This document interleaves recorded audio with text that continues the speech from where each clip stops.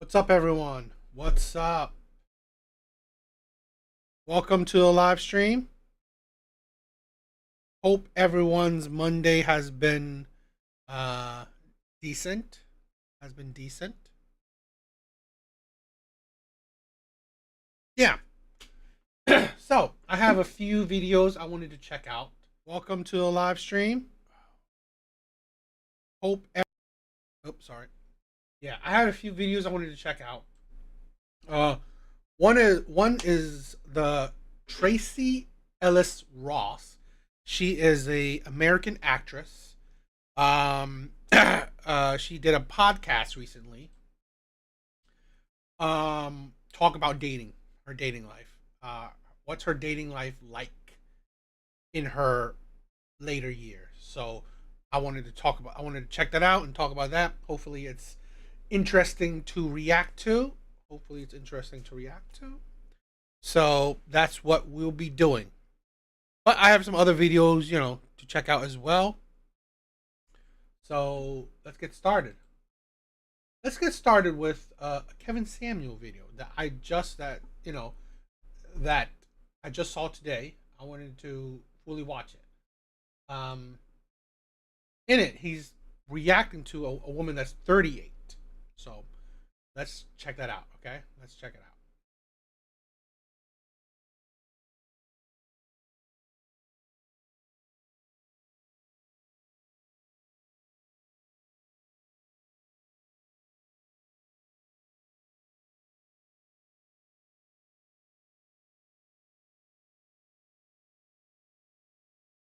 All right, let's check this video out.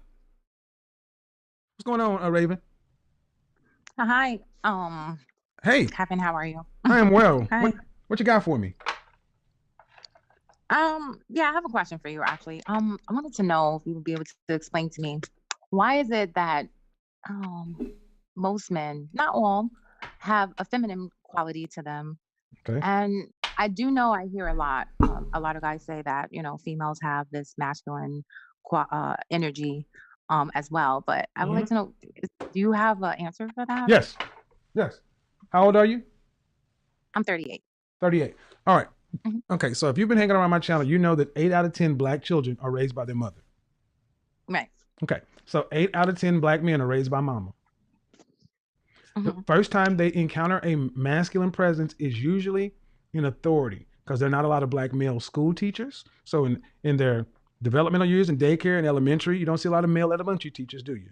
The first time they encounter men tends to be junior high or high school, and that tends to be some sort of athletics coach. If a guy doesn't get into athletics, the first time he's going to see male role models. But guess what? Okay, before that, the male role models is usually just his friends. So young men are basically getting what it is to be a man from other young men that don't really know what it's like to be a man, and or you are getting it from the men that your mother supposedly entertains. Who knows if it's a revolving door of men? So that's very psychologically damaging. Tends to be late in his academic life. So he's raised around a lot of women. Okay, in the schools today, there's no more recess.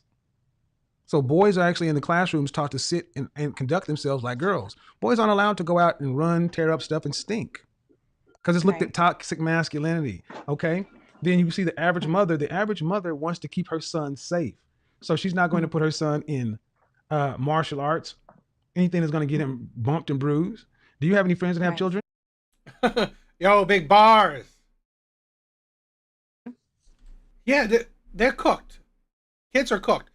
Mothers are most important, like pretty much around that age. Okay, that age and before.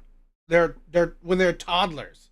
Mothers are the most important when the kids are toddlers. After a certain age, fathers are more preferable because they instill discipline. They instill fear and respect into children, so you can become productive adults where you respect authority. Yes, I do. And do they have boys? Yes. Do Boys they and have girls. do you have any Mhm. friends that have boys and girls? Yeah. I guarantee you Yes. I guarantee you they baby their boys. And if you ask the boy and the girl, I guarantee the daughter is like, she's easy on him. hmm Yep. They baby their boys. That is true. And So, even from my own, I guess from my own background mhm, with my brother and being raised as a, my mom was a single mhm, parent, and mhm, I have brothers and sisters, and she always treated my brother like her baby, like mhm. that.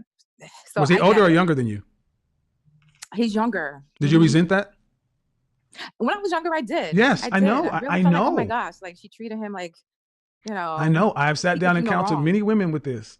And see, hmm they're compensating with their boys. And hmm here's the thing, and they're not doing it on purpose. See, hmm your mother is trying to make sure that you can protect yourself and defend yourself and not need no man because it's rough out here. She didn't tell you to Right. go become somebody's wife. She raised you to be Right. independent. Then she raised Right. her son to be a softer man. So, That's true. so look at the two of you. You go out in the world hard. Your brother goes out in hmm the world soft. Also, listen to that, okay? I did a TikTok stitching a woman's video saying she's teaching her sons how to be better husbands, fathers, and just good human beings. Letting them like do chores, take care of dolls. And then I said in that video, like, great, okay, cool, fine. You're teaching your son to do chores, okay? But that is society. We automatically teach young boys how to interact, how to be better partners to women. You have never seen a video or anything, no conversation. You never heard a conversation where parents teach their daughters how to be better partners to men. They don't. What do? They teach their daughters to be independent. So I said this, how does that even make sense? So on one hand, you teach your daughters to be independent. On the other hand, you teach your sons to be better partners. Do you even care about your sons? So your son is being better partners to the women, yet you think being independent, don't need no man, is a better partner for the men? No, that is crazy. That is insanity. That don't make sense.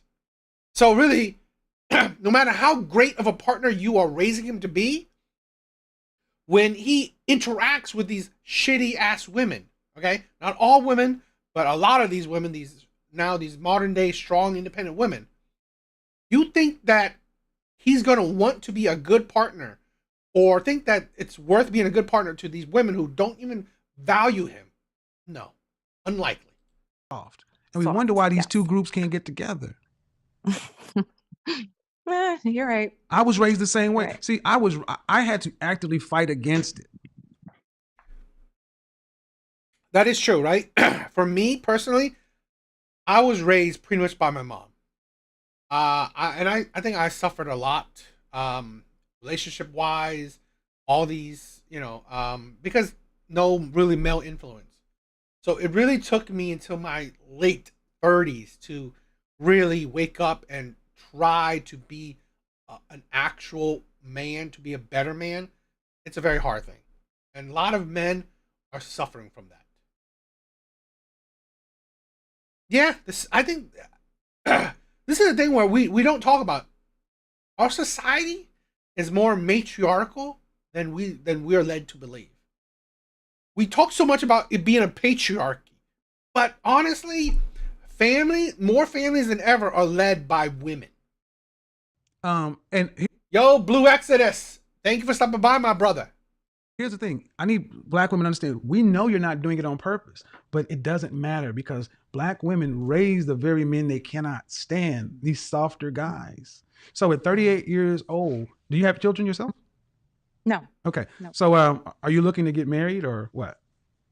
No, if it's in God's plan, I don't rush nothing. No, it's just I didn't hear if you. the right person comes along, then hey, yes. No, you know who you're talking to. You talk to a girl like, oh, I can't see you. Do you want to be somebody's wife or not? Yeah. I think that would be every woman's dream, right? To get married. Well, but sis, That's what we're here for. but sis, So, but sis, notice how even when I asked you the question, you were hesitant to double down on. You were like, I can't say that because that's just so unrealistic for me as a black woman. Sorry that I hesitated, but yeah, But yeah, I no, I definitely want to understand get it. I married. understand why. Mhm, Yes, I understand why you did it because it's like, mhm, hell yeah, I want to be married just like everybody else in the world. But mhm, see, and that's what hurts so many of our women because you won't go ahead and just say, yeah, I want to be married. Yeah, I'm tired of this bullshit. I'm tired of this. Yes, I want all that.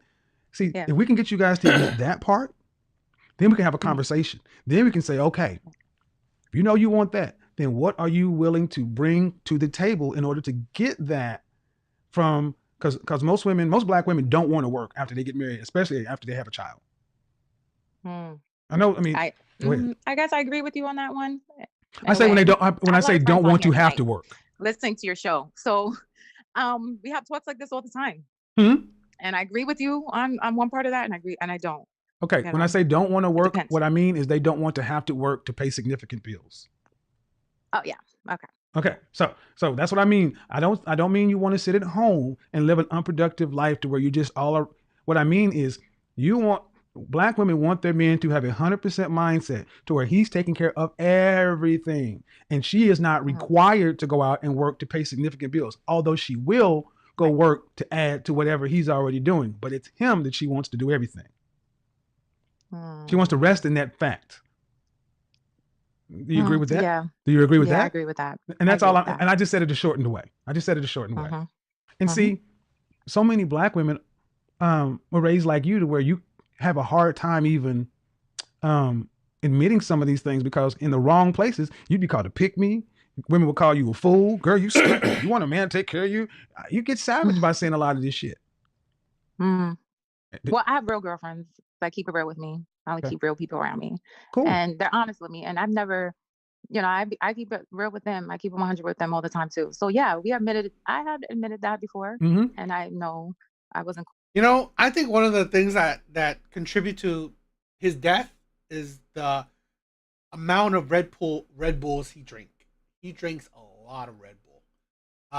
But I get it. He was what, mid to late 50s. So I mean, to do these late night shows, to be as productive as he, was. I get it. He needs a lot of energy. Called any names or anything. It was Well, just you know what I like, all mean. right, I mean it just like in general, not around your people. probably in general. Yeah, So yeah. at being 38 years old, a lot of sisters think it's too late. Mm. Some of them do, some of them don't. Yeah, So, but I guess if you're talking in general, yeah, you're right. well, if you want, if that's what you want, how long have you known you wanted to be married? Um, all my life, I guess. Yeah, since I was little. Okay, and you went to college. That's like I think that's every girl's childhood Yeah. dream, I would think. Well, You know, the thing is, it is, but black women aren't there raised. are very I swear, there are so many times I imagine, what if Kevin Samuel was still here to see all the things that are happening and how things turned out. I swear. I mean, mad missed. few women that I have met and spoke to that actually admitted to, no, I never want to get married. Right. Very few though. But then when you Yeah. ask the follow up question, did your mother raise you to be a wife? Mm. No, she didn't. Right. So No. are you a college educated sister? Yes, I am. All right. And what area of the country? Northeast, southwest? I'm actually in the East. Okay. So if you know since you're a Yeah. little girl that you would love to be married, hmm are you dating? See, that's the thing. I think most little girls, and this is the thing where parenting has failed little girls. Yes, little girls have imagined they wanted to be married. It's not necessarily imagine you want to be married. They imagine the wedding. That is what most women have shown why they are failing. Most women only imagine the wedding. They imagine the wedding, okay? They imagine, the going down the aisle. They imagine wearing the white dress, planning the wedding, maybe even the honeymoon, okay? But it's all about the wedding, the image, not the marriage, okay? Not what it's like to be with a man. I think most little girls have imagined the wedding. And now you see grown women. They only care about the wedding. They that's all that that's the how their logic stops at the wedding. Okay, that's why they fail when it comes to the marriage. They don't know how to make marriages work. Men on that level. I'm not even dating right now. Okay. No, Care to share why? right now I'm not even dating. No. You always imagine to be married. At 38, you're not even dating. Why you even see? This is the thing where it don't make sense. This is the problem. Then why even watch things about dating? Why even care? This is the problem with a lot of women where they don't value time. They don't value time. This is part of why they become bigger red flags with age. They wait until things get worse. It doesn't get better over time when it comes to dating. This is a problem when, let's say this, when it comes to education, women don't waste their time. When it comes to career, making money, women don't waste their time. They get right at it. The ball got to be rolling, right? Making the money, getting the education. Women are on point with that shit. When it comes to men, I can wait 5, 10 years, 20 years, whatever. Oh, but I'm having sex in between. But you know what? An actual relationship, I'll wait. Okay? And then you think things will get easier or better as you get older. And the problem is, as you get older, now you are complaining even more about men. When honestly, you never focused on getting a man or, making men a priority. That's the problem. This is a problem where a lot of women are struggling at. You make your education a priority. It happens, right? You get your masters, your PhDs, your bachelors. You make a career a priority. You become a lawyer, an entrepreneur, a doctor, a nurse, all this, like, you become 6 figures, all this stuff, right? All the Kendra G women, 6-figure women, right? You make your career a priority. Boom. When it comes to men, oh, you know what? When God says it's okay, not a priority. Guess what? No, duh. You're failing when it comes to relationships. Well, because I was at one point, and Mhm. I was doing the online thing. It just wasn't working out, Okay. and I was like, you know what? Let me just get off this online thing. It got to be a little too much. And I was like, this is not. mm. Mm. I wasn't. I guess from my point of view, I wasn't seeing the right type of men. Yeah, go ahead. Tell the I truth. guess I was thinking that they were playing games, Right. but I get it. There's a lot of women out there, so there's a lot of No. competition, you know. Hold on, guys. So Get the likes up, and we're gonna need at least another 10 people to put something in the chat because we got something here. Okay. Mhm. Let me tell you one thing that I do know. That's Blake Henry and Blue Henry. exactly. Exodus said it. Okay. This is the problem where, because, and I've said this countless times before, because dating is so easy for women, it has fooled women. Okay. It has programmed women to think, it's easy. Men always want me. Men will always want me. I will always have options. Oh, I've dated the millionaires when I was, 25. I dated the 6-figure men when I was 25. I've dated the athlete. Yo, Mystic. Yo, what's up, my brother? Been a long time. I dated the athletes. I dated the entertainers. I dated the 6'3" gorgeous looking guy when I was 25. So really, it's easy, right? I always have the options. And then they realize when they're, 35, this seems a little less. Oh, now when they're 45, where are all these men at? There's no good men anymore. There's no, all these men are, terrible. That's the problem with a lot of women. This is the thing, a lot of women don't, what is it? What is the word? God, what is the word? trying to think of the word.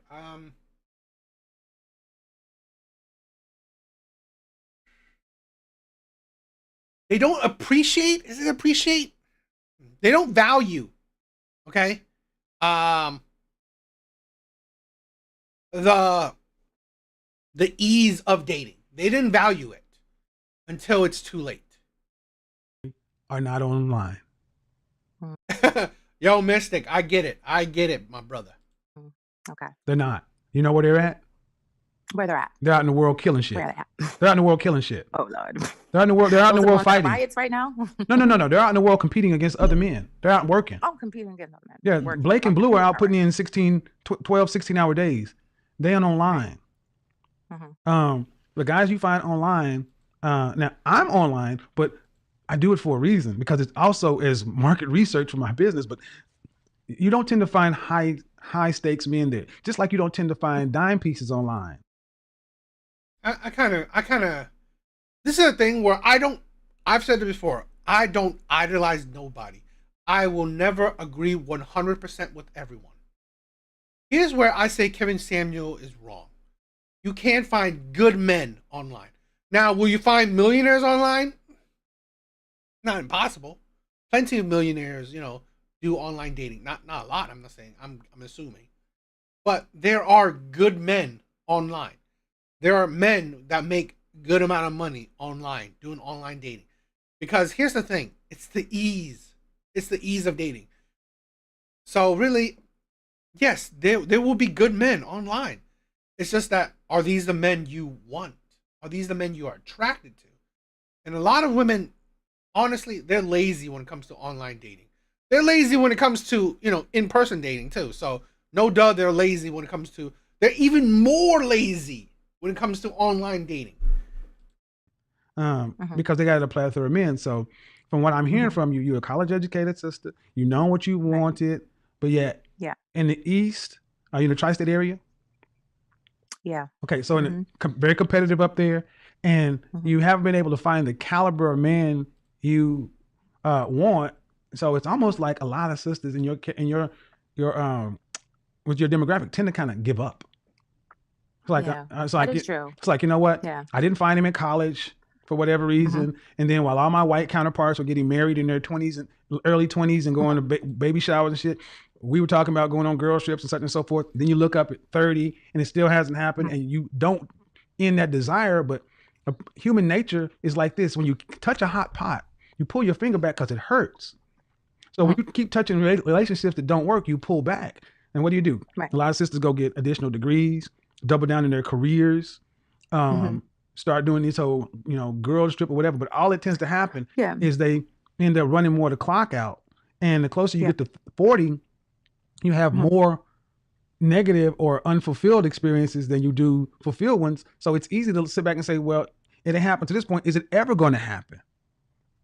I mean, no one wants to. And that's part of why I say, as women get older, it becomes a bigger red flag. They become bigger red flag. Because here's the thing.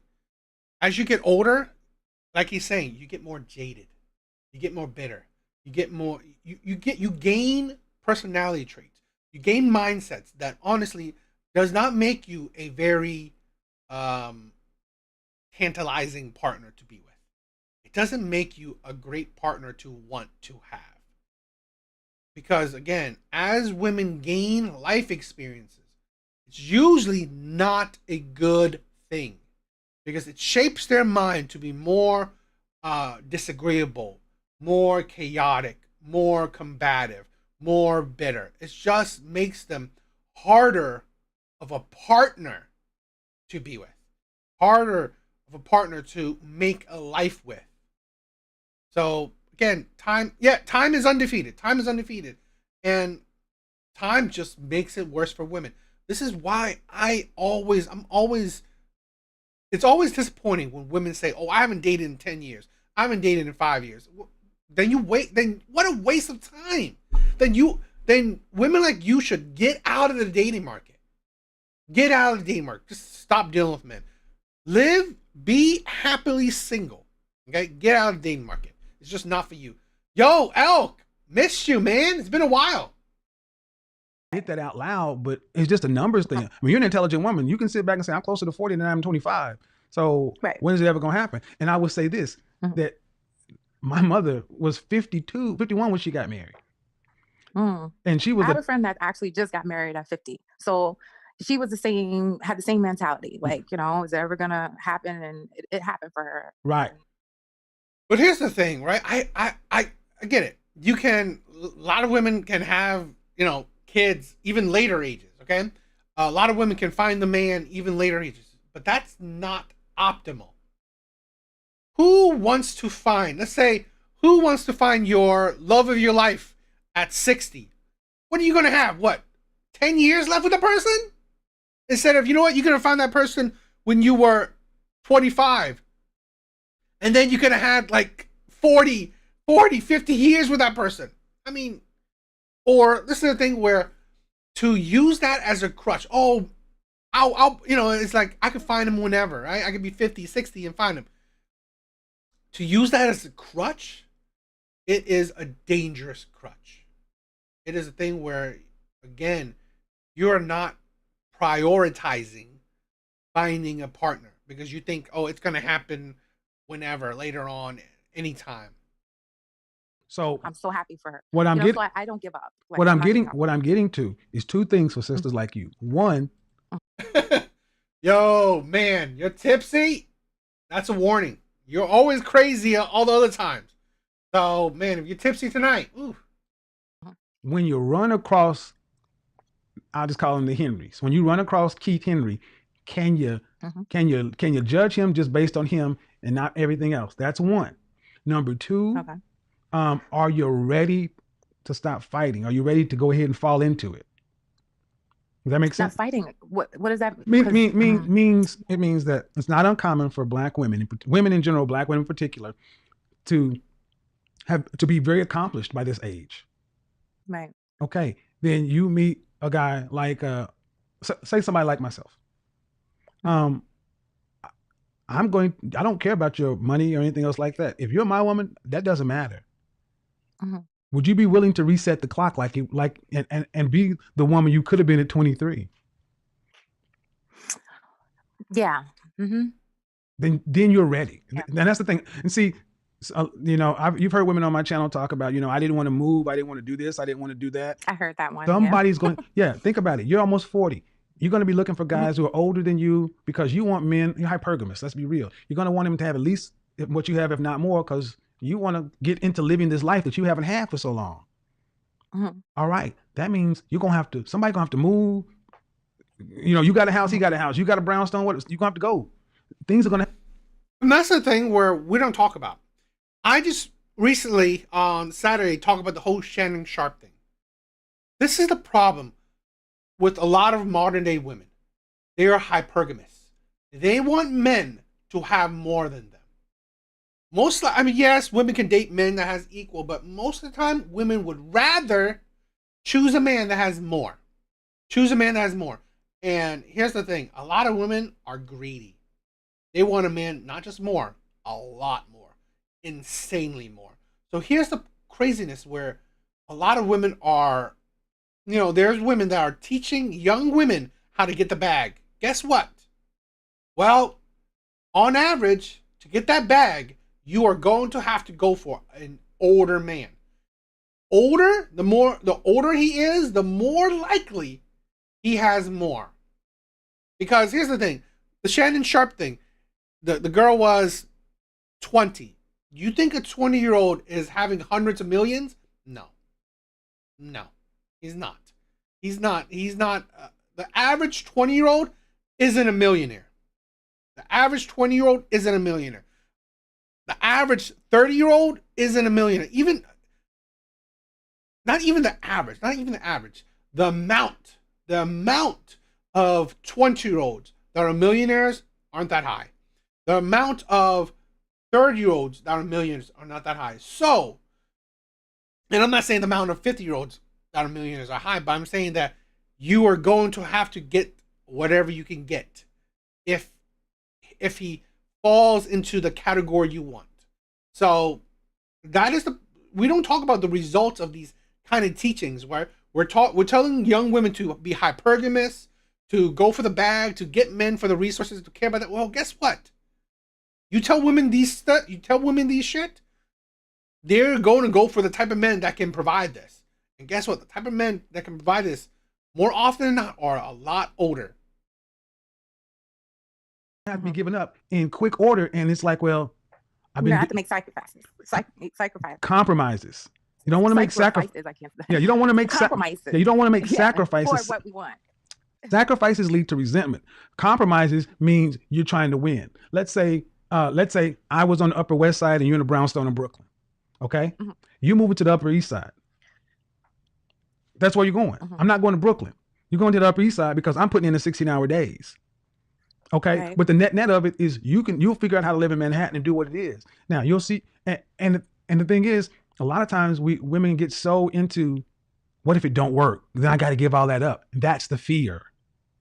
Are you willing to put the fear of it not working down? And that's why I always stress doing that mental work first, and almost resetting it back to being optimistic like you were when you were a younger woman. I got you. Got it? That's what a lot of men talk about when they talk about, are you ready? What do you bring to the table? Are you ready to give up the fight? And one thing, and hopefully, give her the fight. This is a thing where as women get older, they get more combative. I'm not saying that, oh my God, young women are not combative. No, but more than likely, as women gain life experience, they become more combative. They become more disagreeable. The fight. That's the thing. They become harder to deal with.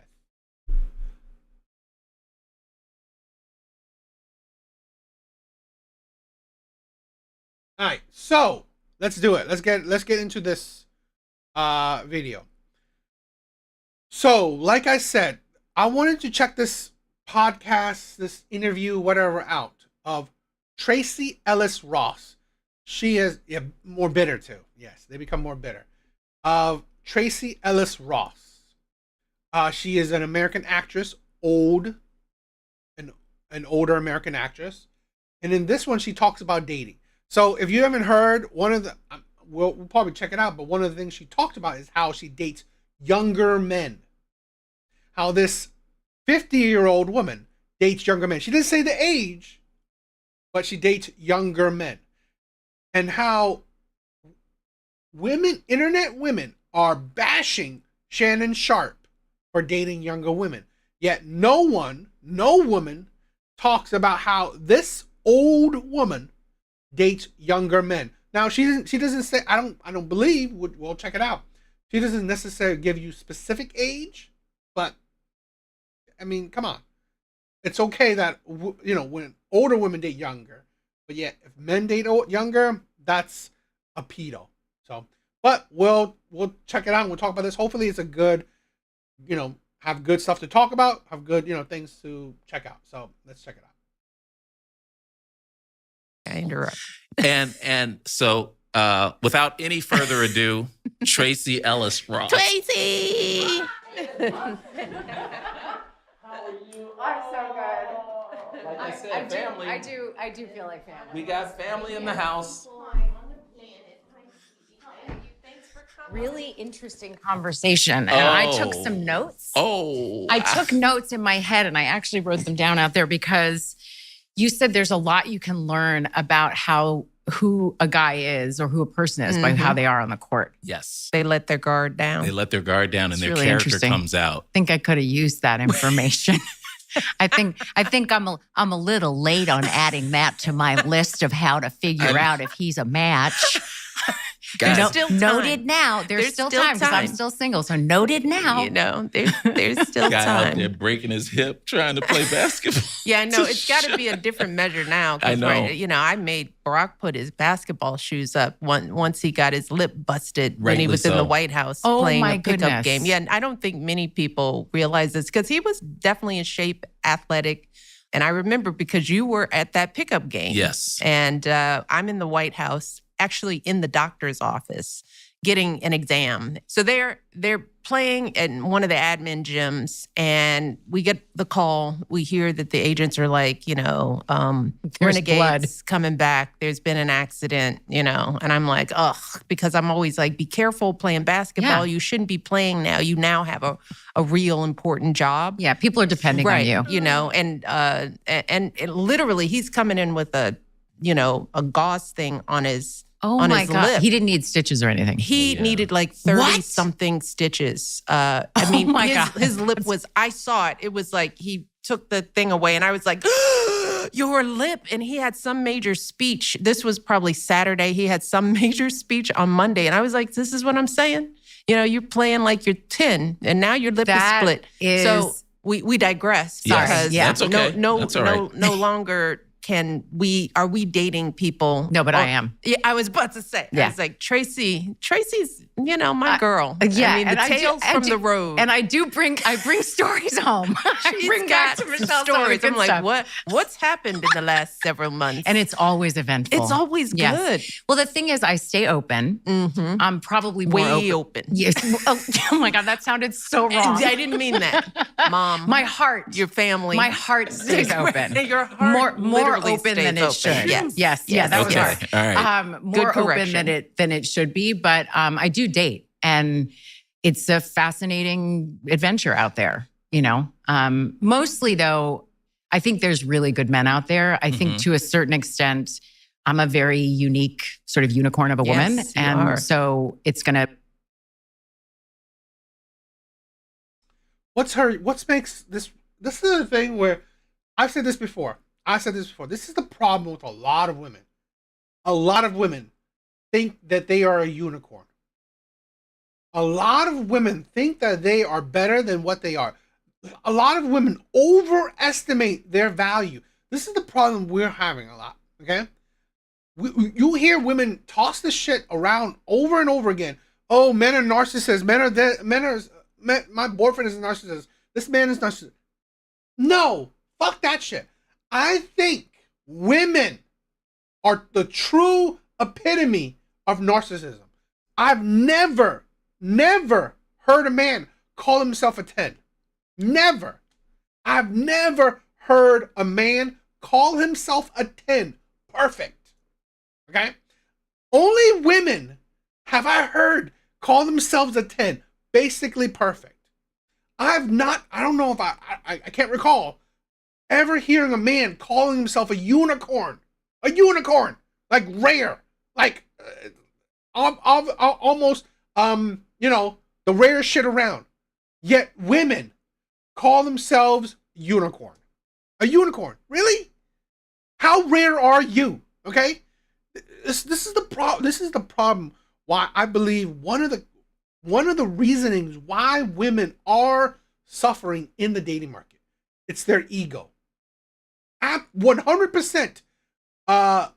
One of what I find is the biggest problem, in my opinion, is their ego. Women have such huge egos. They think that they are perfect. They think that they're God's gift to earth. And then, hell, since they think they're perfect, you better measure up. If you don't measure up, oh, you're gone. And then when you realize these women are what? Nothing special. They are average. I'm sorry. She is average. Average.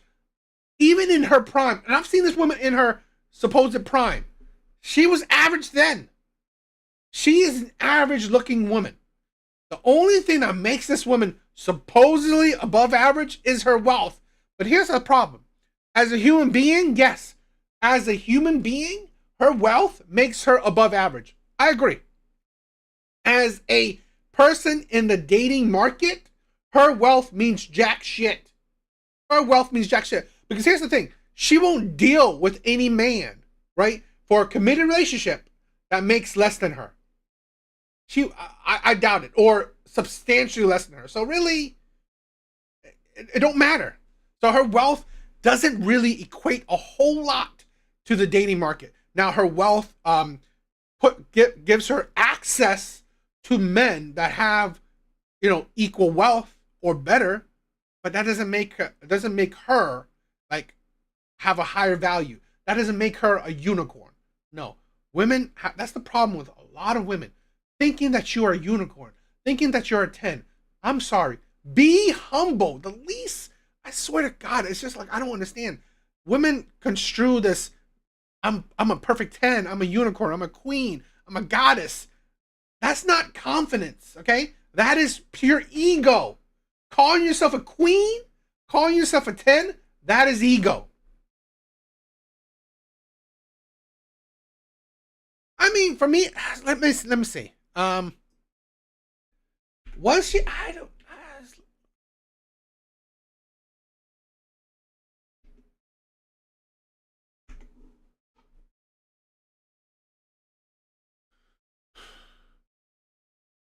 I don't know. I mean,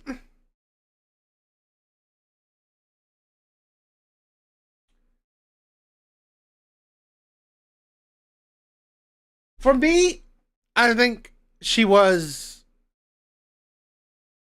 average. For me, I don't know. I've never thought her to be all that special. Take a unique person. Mhm.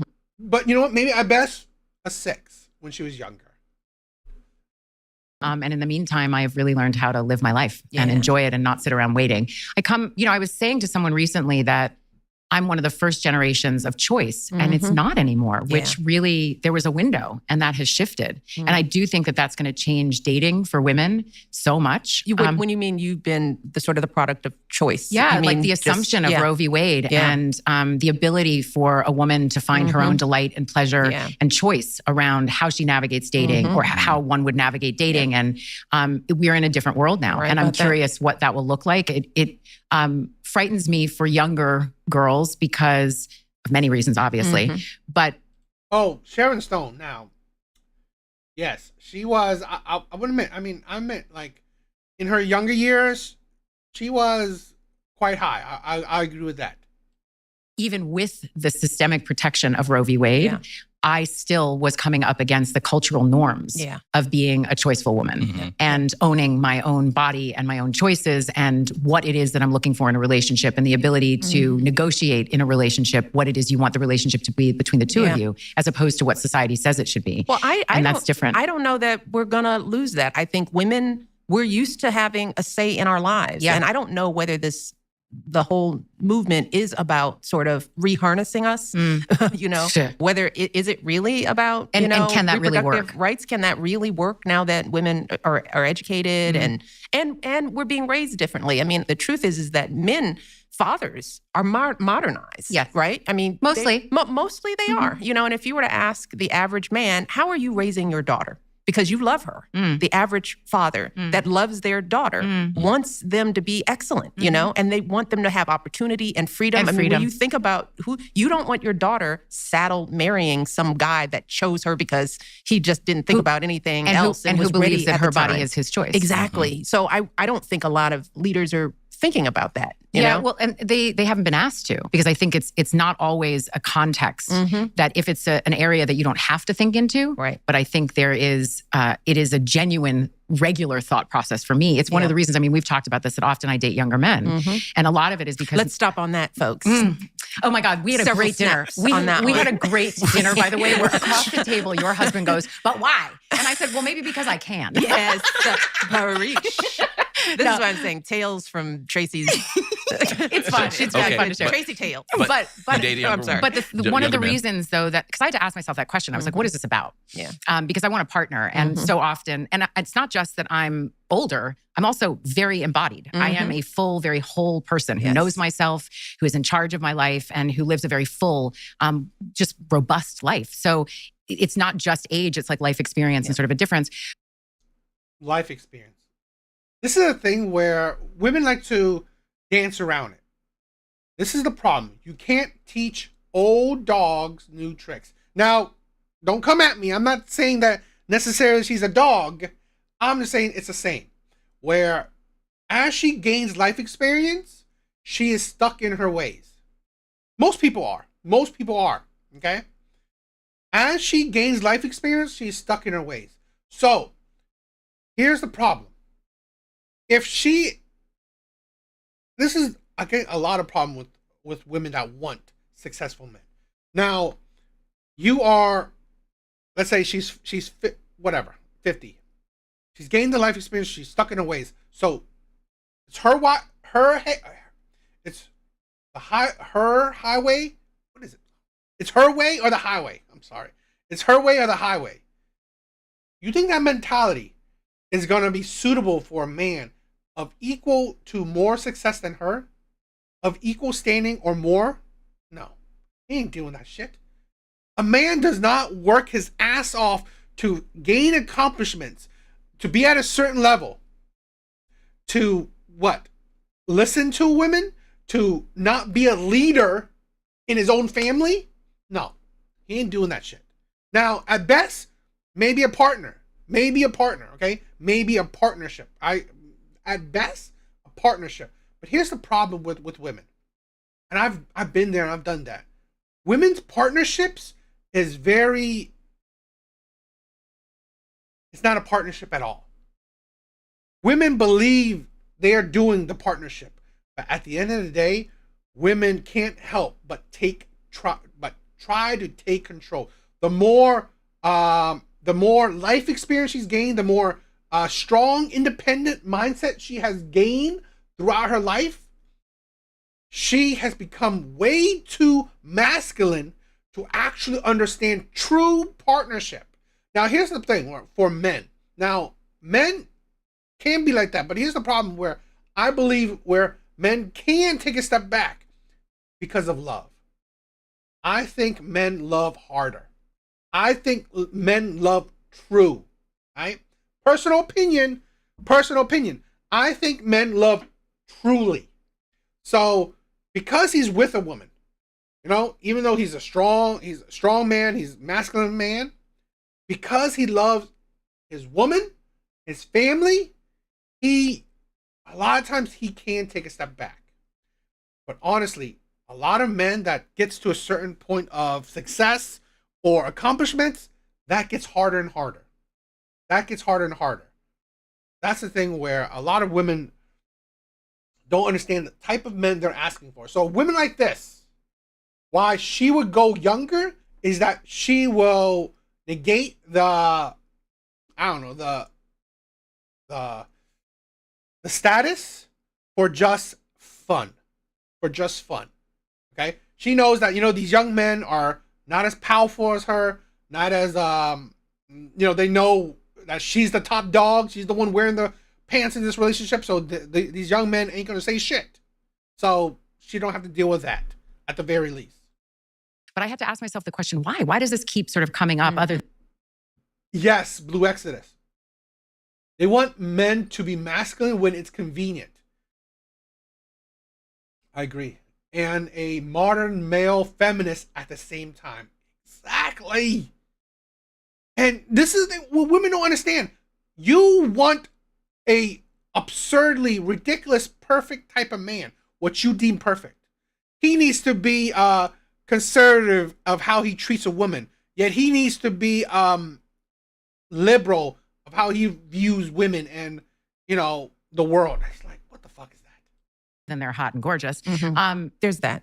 But a lot of men my age are steeped in a toxic masculinity and have been raised in a culture where there is a particular way that a relationship looks. And anything that starts to smell of that for me, I did enough of it where I was controlled and felt like I was a possession or whatever those things were, or prize,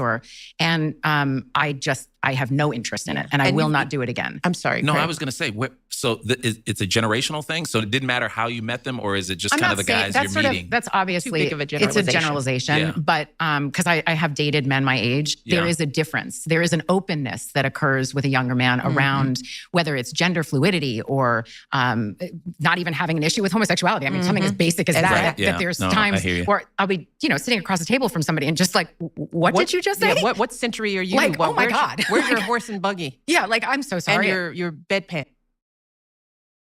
This is the, I'm sorry. Sounds bad, but this is the stupidity of a lot of women. Younger men, okay, who's trying to date you, they will say whatever shit to get into your pants. because honestly, they don't have anything else. They don't have the money, right? They don't have the money to get you. They have the looks and the charm. Like I said this before, men, top tier men need 3 things: money, looks, and charm. That's how he become top tier. Now, here's the younger men. They have the looks and they will have the charm. The charm is how to manipulate you. They will know what to say to get into your pants. What men, no matter the age, don't give a shit. Oh, gender fluidity. Oh, talking about women's rights, talking about gender, all these LGBT shit rights. No, men don't care. Men will say it. Men will say it just to, it's a way to manipulate women. It's a way to manipulate women. You get on women's, oh my God, he's so progressive side. He's so understanding. He's so amazing. He's so crazy. Guess what? It's to get into your pants. It's to get on your good side. I'm sorry. I think it's not all men, but generally, I think so. Yeah, for real. Chamber pot. Yeah, your chamber pot. Your chamber pot. Like where I'm just like, yeah, this is not a match. Yeah. And I have long been past the age where I feel like it's my job to teach somebody or grow them up. Yeah. That I'm not interested in. So, but it's interesting. I mean, there's so many different philosophies on dating. And I have come up with mine. I have come up with what works for me and what makes sense for me and what feels safe for me. But here's the thing, right? What works for you, you're saying that you're single. So has it worked for you? This is a thing where a lot of women, what works for them is forever to be for the streets. I'm sorry. I've said this before, right? With a lot of women on Kendra G's show, where these older women just have situationships. And she's a perfect example of it. At your age, you are perfect for situationships. That's it. You are unsuitable to be in an actual committed long-term relationship. Because here's the thing. This woman isn't a spring chicken. She's not young. She's been there, she's done that. So after her, this mindset, her strong mindset, she can't even make a relationship with the younger men work.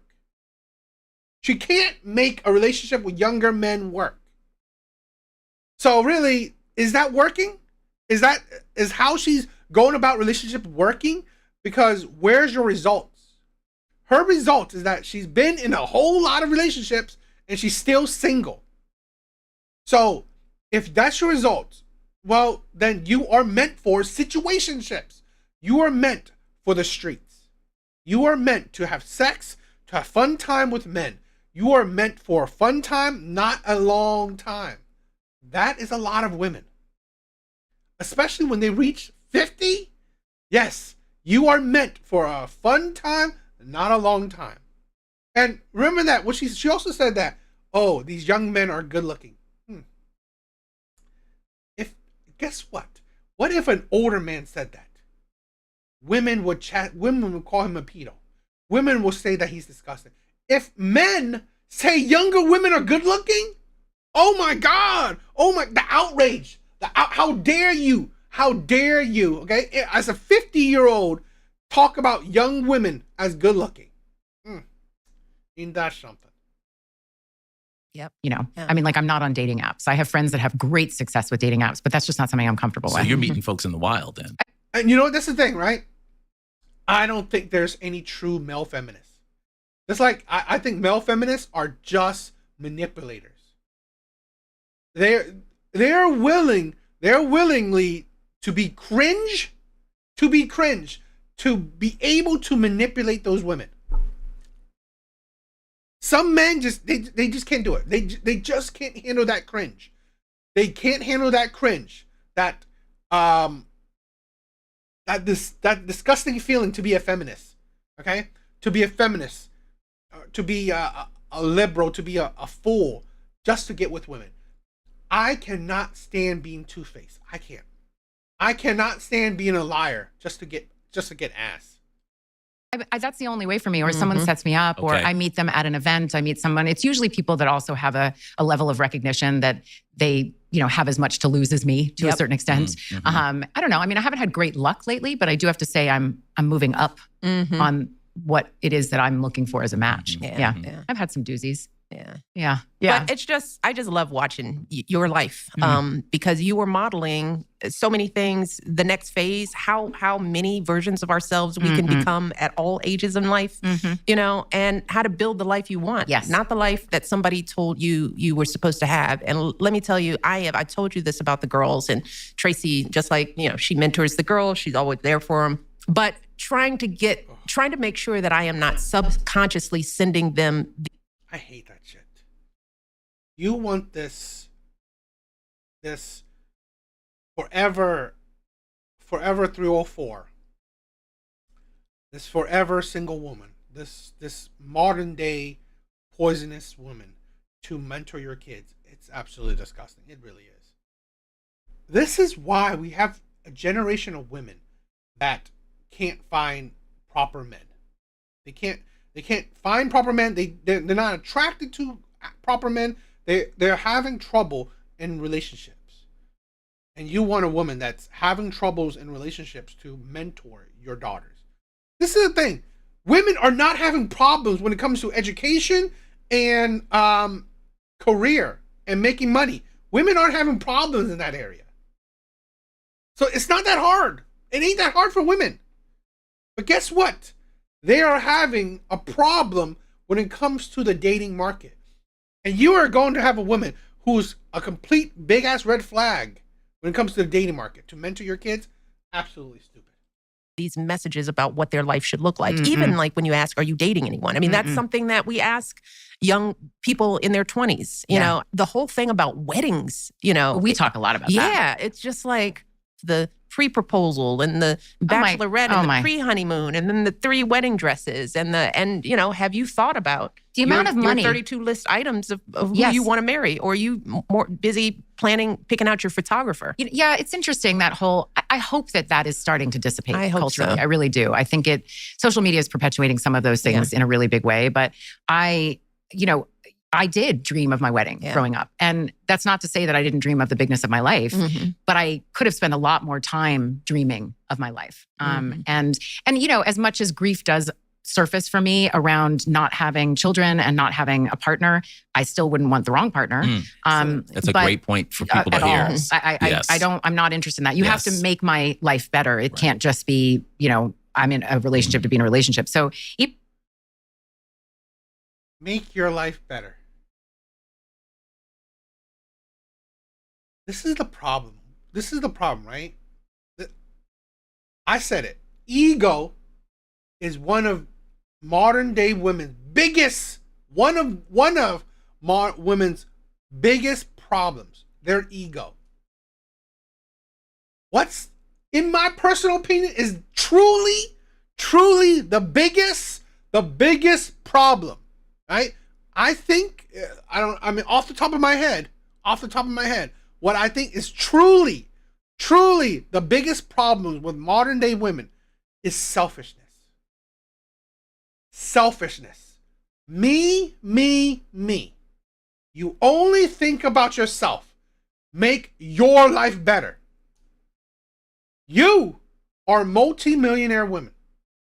You have houses, you have cars, you have pretty much everything you can financially get.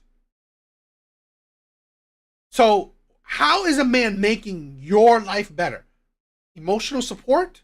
Women aren't clamoring for men to be their emotional support.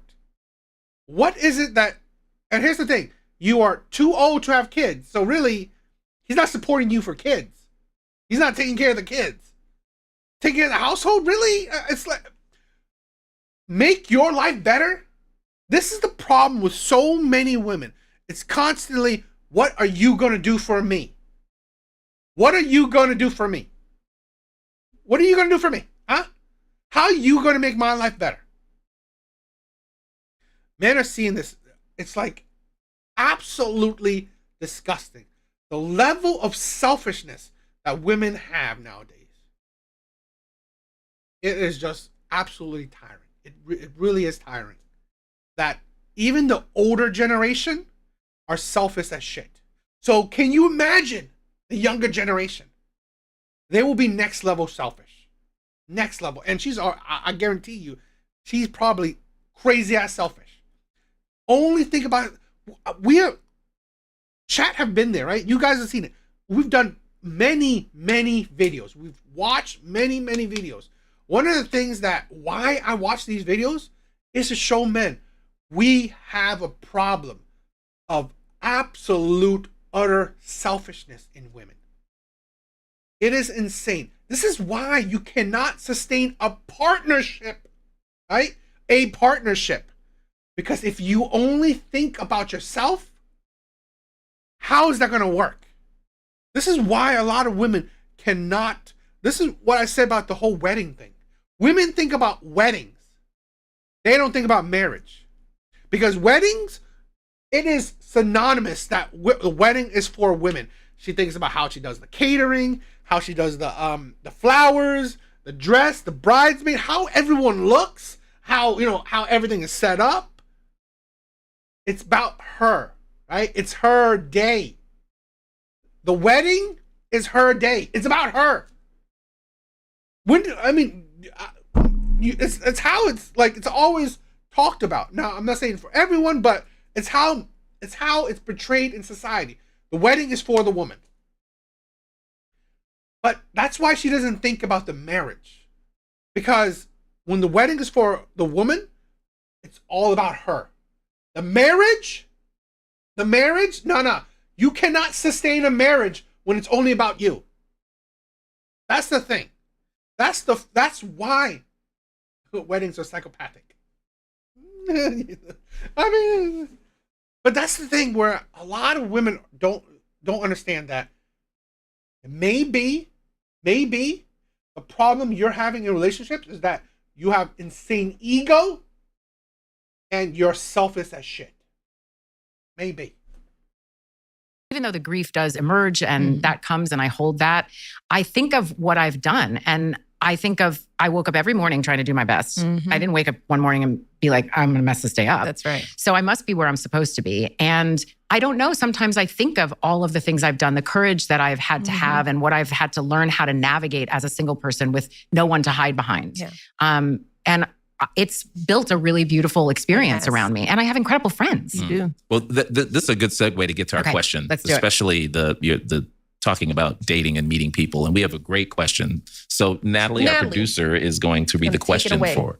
Make sure your mic works over there. Is it working? I think we're good. All right. Yeah, we're good. I'm excited. Hi, Michelle and Craig. My name is Ronan and I'm 41 years old. I've got a question about that big, frustrating topic, dating. More accurately, I should say how not to date. Let me explain. Throughout my 30s, I was in and out of relationships. One was very fruitful. It lasted several years, but in various respects of our lives, the timing just did not align, so we ended up splitting up. Since then, I've found myself in relationships that have been very clearly unsuccessful. One woman's creative and professional interests totally matched mine, but we fought constantly. Then I was with a woman who was great. Our leisure interests were similar. Her family was great, but I was just not that into it. Something was missing. Most recently, I ended up in a longer-term relationship that my friends at least would call toxic. We had great chemistry and I was really in love with her, but she struggled with sustained intimacy after a recent divorce. And as a result, I got myself caught in a pretty regular cycle of hurt. Since then, my dating has been a mess. I've been distracted by women I simply find attractive, but who otherwise clearly are not a match. And in the meantime, I still find myself thinking about my last relationship. So this brings me back to the start of my question. My closest friends are telling me the one thing I need now is to not date. They tell me if I can figure out how to be happy on my own, I'll have a better chance of finding happiness with someone else. The thing is, I am not totally convinced by this. I enjoy dating, but I also understand that what I'm doing clearly is not working. So what in the world would you say to a guy like me?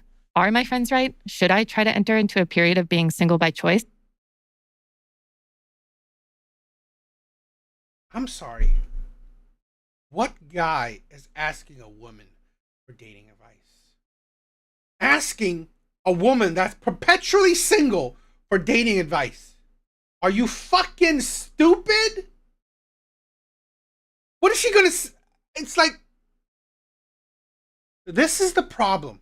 Okay, this is the problem with a lot of men, where how are you going to ask a woman who can't even sustain a relationship when dating is easy for her? She can't even sustain a relationship, and you think she's going to help you with dating? How's that? This is the thing with a lot of men, where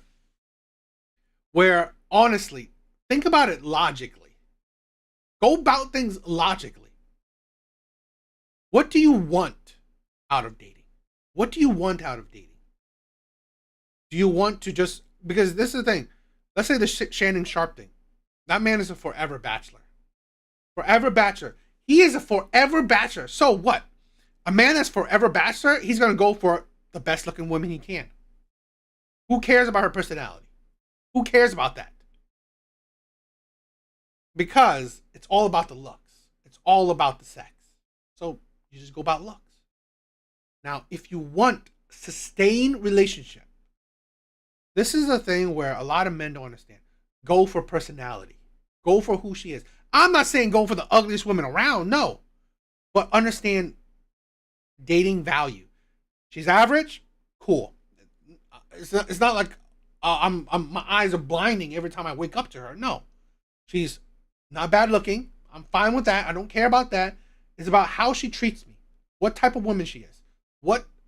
How she is in a relationship. That is more important. Here's the problem with a lot of men, where we value looks way too much. We value looks way too much. And I get it. I love a beautiful woman just as much as the next man. I love a beautiful woman. But here's the problem. I've dated good looking women to average looking women. And it don't really matter. It don't really matter. It's about the personality. Now, if you can find a good looking woman with a great personality that, that would be in a great relationship with you, that, it's like whatever, that's a perfect match for you, great. But what I say is that, focus on personality. Focus on how she treats you. Focus on, what type of person she brings out from you, okay? Focus on what's the relationship like when you're with her.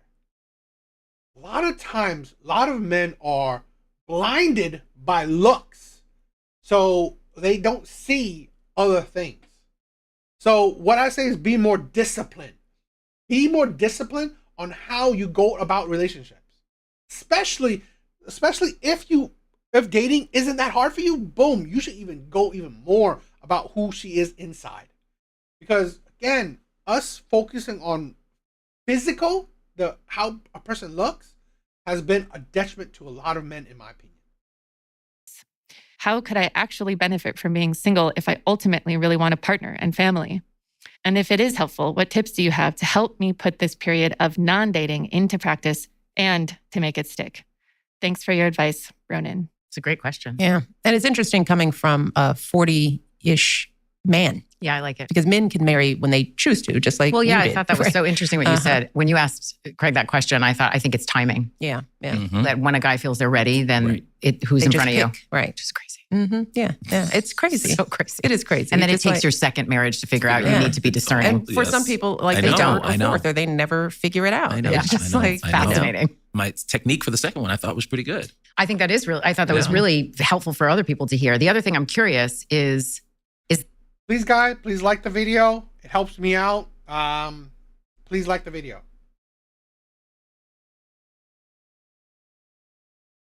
Is that cultural? That men, it's timing? Or is it, I don't know, it's just nature or nurture? Yeah. I think a lot of it is cultural, right? We grow up waiting to be chosen, At the school dance, you don't get to dance, or at least in our generation, you didn't get to dance if somebody didn't ask you to dance. And then if you are the chooser, then men are like, you're aggressive.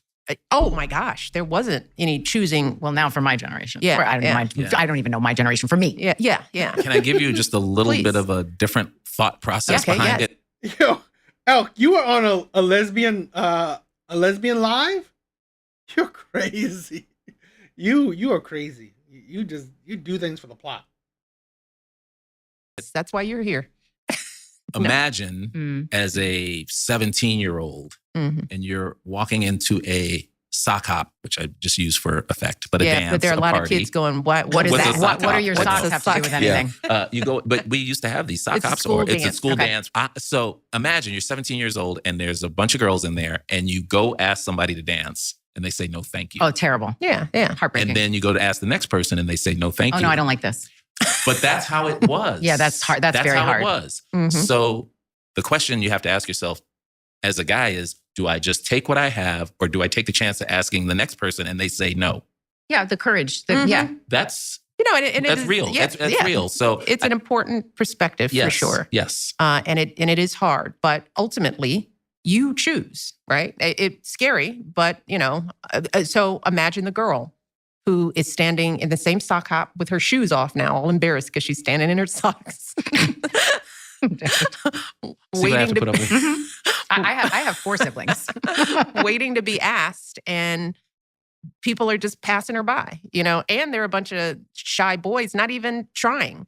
Whereas a guy can decide, the decision is still a man's to make. Right. No, is it though always? I just think culturally that is what we say. Yes. I think culturally, that's what I was saying. Yeah. The original question was, is it nature or nurture? I think a lot of it is the culture that gives that power I agree. to men. Now, it's a difficult power to have because with power comes responsibility and hurt and risk and all that.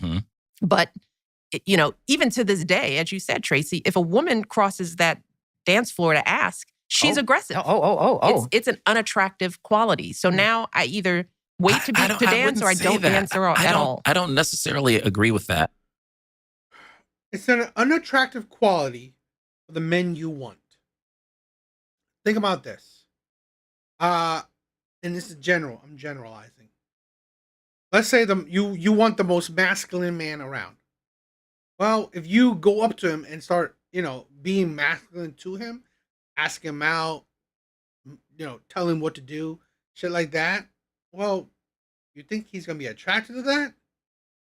Now, let's say you go for, the nerd, right? You go for the nerd. You go for the geek. It's not really the most masculine man around. He would love you asking him out. He would love it. Takes a lot of pressure off of him. So this is the thing. At the end of the day, women never realize it's not about, it's more about who you want, okay, than men in general, right?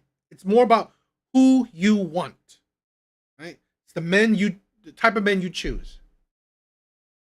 Okay. And I also would say, as a boy or a young man, if a woman walked across the floor and asked me to dance, it was no way I was going to say no.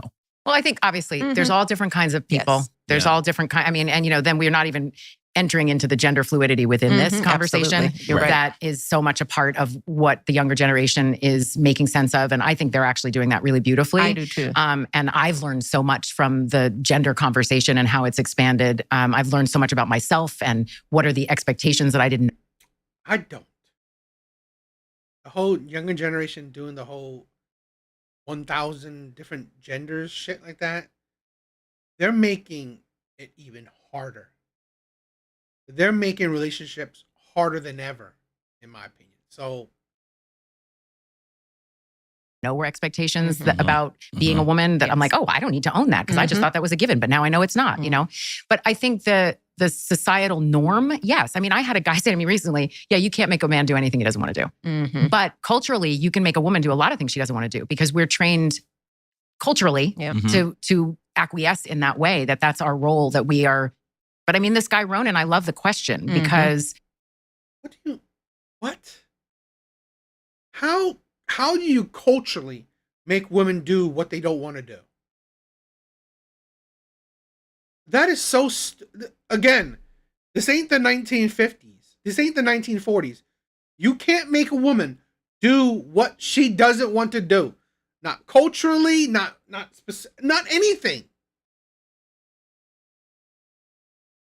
Absolutely, it's like absolutely stupid. I also believe that too. Gender fluidity is a complete crock. I believe it's just complication for complication's sake. It's just make life harder just to make life harder. First of all, what I'll say to Ronan is no one knows you better than you. That's right. And your friends can have all the suggestions in the world. And some of them might be helpful ones and some of them might be ones you want to consider. Yeah. And then I think the thing that you have to do is ask yourself, does that feel right for me? Does that really feel like what's going to get the growth to happen? Yeah. And sometimes not dating helps people discover that. And sometimes dating is the thing that helps people discover that. Well, and it's interesting when I think to your point, Craig, when you were, you had your 32 list item, that was all about Kelly. Right. I mean, and that's sometimes what we do. Forget you. Yep. I think that's what a lot of people do. It's like there's a list of things that I need in the other person, right? And and some of them, a lot of them are superficial, like height and career and income and what school you went to, right? But it's all about the other person meeting a checklist. What Ronan's friends are suggesting, and what I agree on, is like, okay, there's that list about the other person, but what's your list? What is your 32-point list about yourself that you need to explore? And I think a lot of men don't. And I hate to generalize like that, but so many women are self-reflective in our groups. We live in conversation. We live in a social world where we're constantly analyzing ourselves and each other in our conversations. This is the dialogue of women, and men aren't doing that. I don't believe that. I do not believe that women are self-reflective. And if they do, I think it's poor. I think it's poorly self-reflective. I think women have poor self-reflection skills. Because again, accountability is kryptonite to women. Accountability is kryptonite to women. Because if you ask most women, and you ask them how, oh God, Elk, you're crazy. If you ask, why did your relationship end? Most women will blame the man. Most women will blame the man. Here's the thing where I've said this before. I've never blamed a woman, blamed any of my exes for a relationship not working. I've never blamed any of my exes for a relationship not working because why? What's the point? That doesn't help me grow. That doesn't make me see what's the faults, what's the flaws, why it happened. I looked at myself because at the end of the day, you can only control your own actions. You can't control the other person. You can't control the other person. So this is the problem with a lot of women where they don't want to blame their own actions. They want to blame the other person's actions. Much. I think I do the see a younger lot generation is doing it more. Yeah, I do see a lot more of it. I see a lot of it online and I really celebrate it. I think it's beautiful to see men have these deeper conversations about who they are and what they want. But the norm is no. And then the other thing to me is the invitation, right? It's like, yes, that's the cultural norm, but the invitation is really to remind everyone, men and women, to take into account who they are and what is important to you. You know, is somebody's height the most important thing to you? And why? Why? Is it because of what other people see or is it because of you? You know what I mean? Like, what is it? And I think those reflective questions not only help you in dating, they just help you in life. So let's help Ron. What are some of these questions he should be asking himself? Well, just like in developing your life, when I talk to young people, it's like, who do you want to be? What do you care about? And not what do you want to do, not what title you want to have, but how do you want to show up in the world? What's important to you? Is it kindness? Is it empathy? Is it money? Is it money? Yeah, for some people it is. For some people it's security, financial security. Some it's emotional security. Is it important for honesty? Yeah. For me, for example, like I knew that, you date enough people, you date people that just cheat, right? And one thing I learned, luckily I learned it soon, I realized that cheating, if I was dating a cheater, that had nothing to do with me, because like I am not inherently a cheater or a liar. I mean, I would rather just look somebody in the face and say, we should break up because I'm thinking about dating somebody else. And I'm not going to hold you hostage while I go experience stuff. So I had to pick somebody who had the same values about that as I do, right? I didn't want to be married or date somebody that I have to worry about who you texting, what's on your phone, where did you go. That trust is not an anchor. That trust is not there. And because it was important to them, not because it was important to me. That they were the same. That they had the same quality. That was way more important to me than what career, because I had dated people who were broken, in my opinion, broken in that way. And it's like, that's not fun to me, guessing whether my partner is faithful. Like some people are good with that game. Yes. Some people that engages their chemistry. I don't know. Yeah. And I have no judgment really. Like there's things for people, everybody has different values around those things and what's important. Some people don't want deep conversation. Yeah. Some people that is not their thing. It feels invasive. It feels uncomfortable. Some people do, I also think for Ronan, I have come to really know that there's a big difference in somebody that I am looking at dating as a partner and somebody that's somebody to enjoy and take what I like and leave the rest. Yeah. And I learned at 50, in your 50s, you're still thinking about someone I just want to enjoy. This is the problem where what you doing? What are you doing with your life?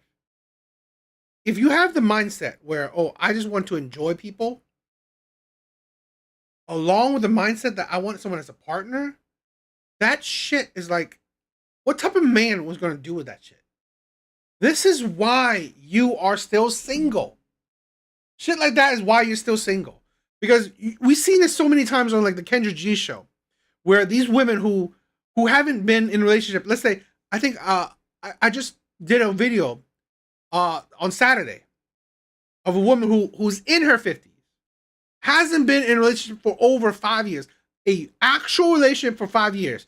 She said she just had sex with a man like 2 or 3 months ago.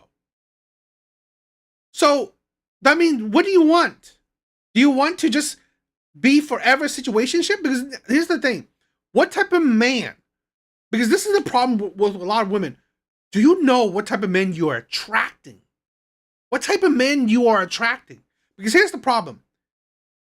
What good man sees you, sees your life, sees your situation? It's like, she hasn't been in a relationship for years, but she's giving her body to a bunch of men every so often. What the hell am I getting? What am I getting?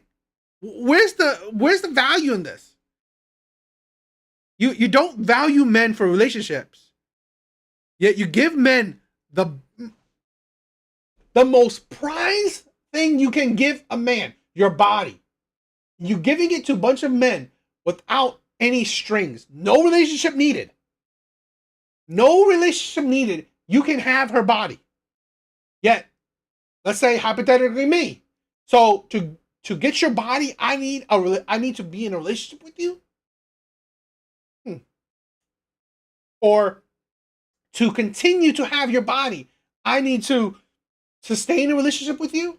I need to be a certain caliber of man to get the relationship. It's like, really, why do I need to put so much work into a relationship when there's other men who barely do shit and they can enjoy it?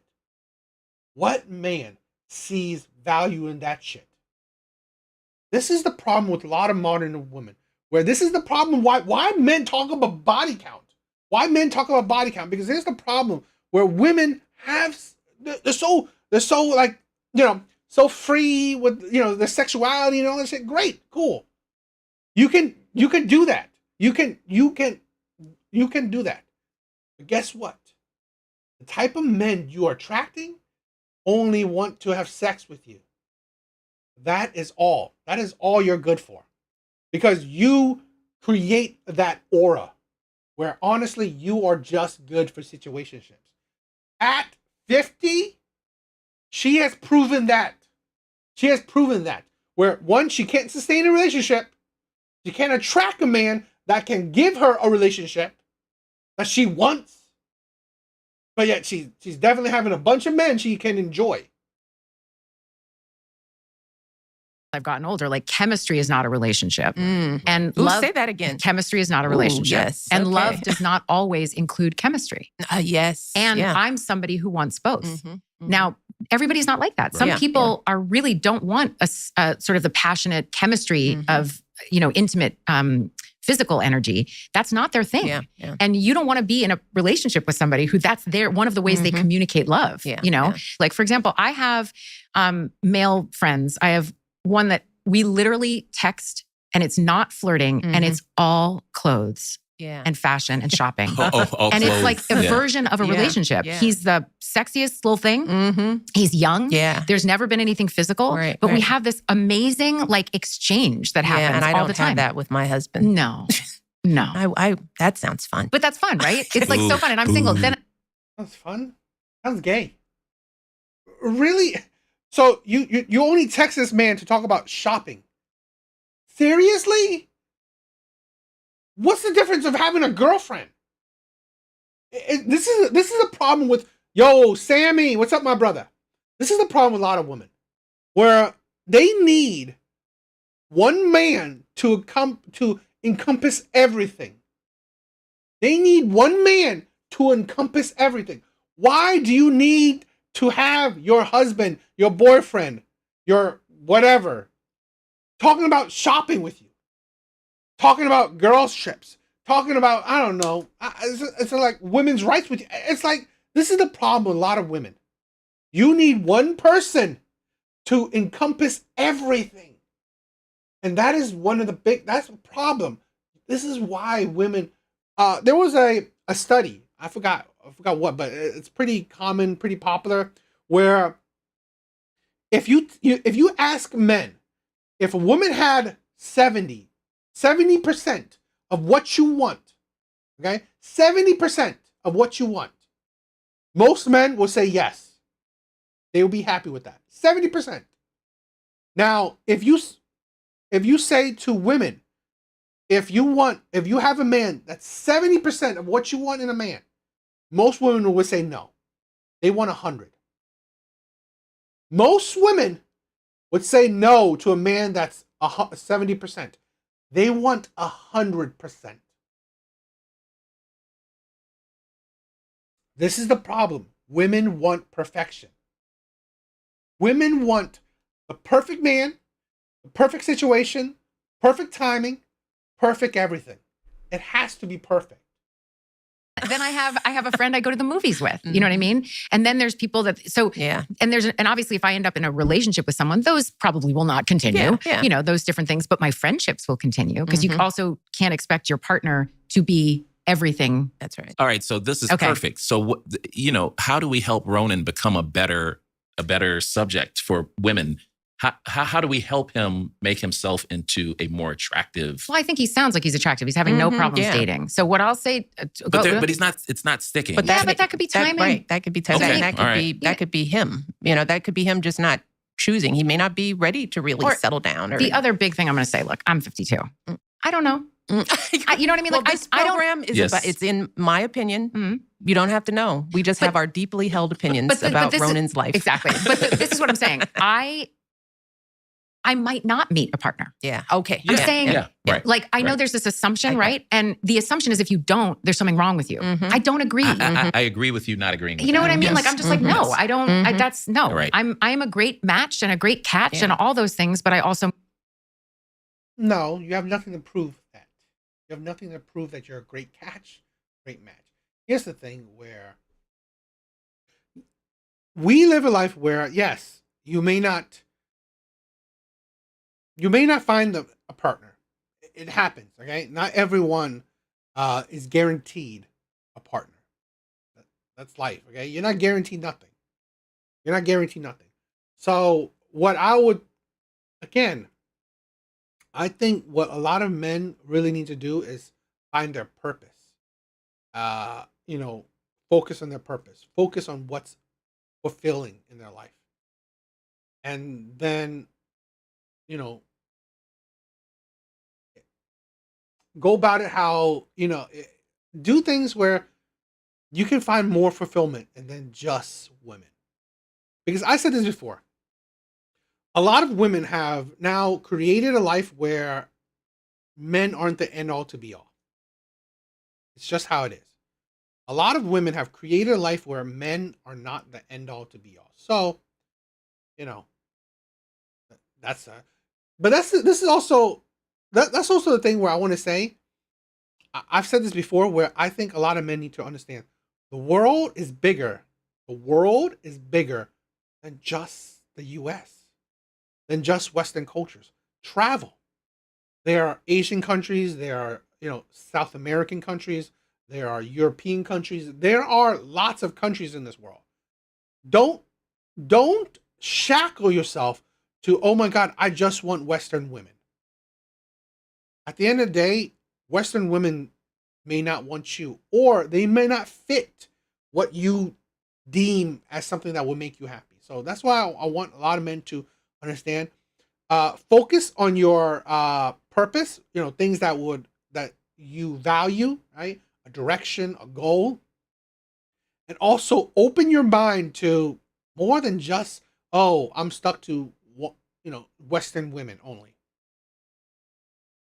I'm going to wait for the right person. So to Ronan, I would say, let yourself own the fact that you want a relationship, and you are going to do all the things you know how to do to walk towards that.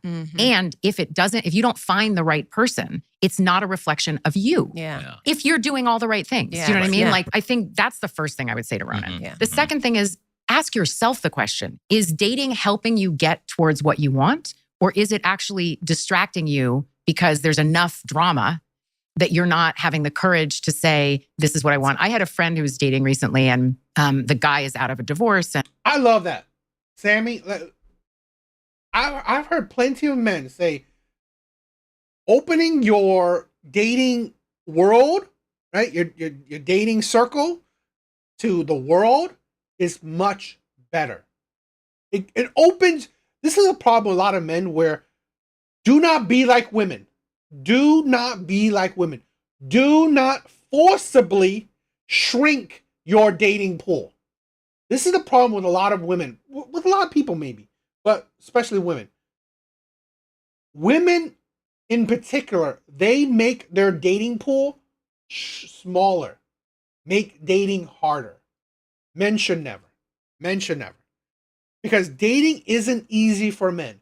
So the bigger, the better, right? The bigger the dating pool, the more options you have, the better chances of you finding a partner that you would want. And there's just some stuff going on, and they really like each other, but he's kind of in a hallway. And she said, which I thought was the most courageous and beautiful thing, why don't you call me when you're out of the hallway? Yeah. When you find a room. Yeah, when you find a room. And like, if you still think I'm somebody that could be in that room with you, then give me a call. I mean, I said to someone I was dating recently, like, I've come to realize that you are not a loving match for me as much as I love you. Yeah. And so I'm going to... That is a nice cold-blooded cut right there. See, I'm all like, that's so I know, true. Right? Crazy like that. It's Mr. Nice Guy. I didn't hear from him for a while. I bet. He's still trying to figure that out. Yeah, well, he made his bed before when he wasn't showing up the way he should have. I gave him enough tries. And the crazy thing is for me, when it takes a lot for somebody to get inside my heart and feel safe, once you get in there, it's so hard for me to get you out. And I have to really give myself time. And that's the other thing I would say to Ronan about him sort of pining around this old relationship. Remember that in memory, you remember the good stuff. That's right. So it's not always the full picture. There's a reason that didn't work, and you can trust that. And the right relationship, there's nothing you can do to make it stop. Like it will resurface itself if it's meant to be. Well, I think that's really great, solid advice. I think there are a lot of people who put too much pressure on trying to find everything in one person. I don't know if that's Ronan's issue. But if it is, I encourage him to, be a little more open and to understand that relationships are long and there are also ebbs and flows, right? So I think sometimes people who date don't realize that, in long-term relationships, you're gonna have deep dips, and you're gonna have a bad year. You're gonna have I tell people, and folks think that this is harsh. It's like you're gonna have a bad decade. Yeah. I mean, I've been married to my husband for 30 plus years. I mean, the truth is, if you add it all up, even the year if the odds were you're gonna be married to your partner for 50 years, and 10 of those years could be bad,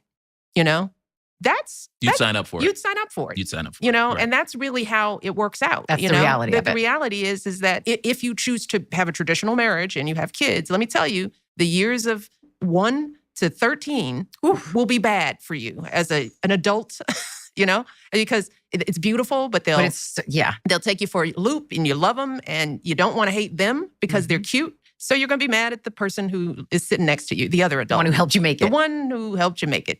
So that accounts for just a decade, right? I think people don't think about that as they date because they're trying to find the match that where all those 30 years are going to be blissful. Yeah, well, that's crazy. And it's like, that's just not going to happen. Can I just ask what some of the 32 things on the list were Yes. of the questions? Yes, so you can. Curious. Yes, is that you okay? can. Is that okay? Is that valid? It's okay. Is that a question? You're okay to answer that? That is so good. It is That's a good. It great is good. You just question. It might help Ronan. It might help Ronan. And me. And Yeah, I'm trying to remember what they were. so What was item 30? So I guarantee you, Kelly still has the list. Oh, because that's it fantastic. was- Ooh, we should get her on the phone. It was significant.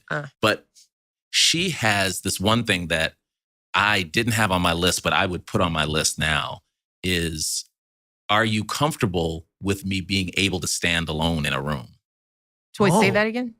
Are you comfortable with me being able to stand alone in a room? So to your point, you have this full life and you have this aura about you that if we're going somewhere, and the same with you, we go into a room, we might not be right next to each other. We're not going to be couple to couple. We're not going to be couple to couple. You go Are one you in. okay with me standing alone? Because I can stand question. alone. I was like, oh, okay. I love that question. So that was her question to you, or your question to her? That was one of her questions to me. It's a great question. That That's wasn't. a That good was the question. one that was not a category. I'm going to throw that at one of the people I'm dating right now. Yes. It's like, look out, Yes. Mr. Whoever you are. Can And you I stand alone? said, That's a it's good so question. important to me, especially the way my family is, for you to be able to stand alone. So that's a great one. Yeah. And then there were sort of That's a really good one. I love that question. Yeah. and then the one that we spent the most time on were, what are your deal breakers? What is it that you can absolutely not stand, so I can make sure that none of them are like my favorite thing to do? Yeah, that's really smart. Yeah. And I will tell you, this was I just like the way you put it, though, because, it's sort of innocently sweet and it's not so hard over the head. Like, can you stand alone in a room? That's why I like the question, because I would ask that all wrong. Right. That's just the thing. I would ask that Are you same an question. insecure trifling?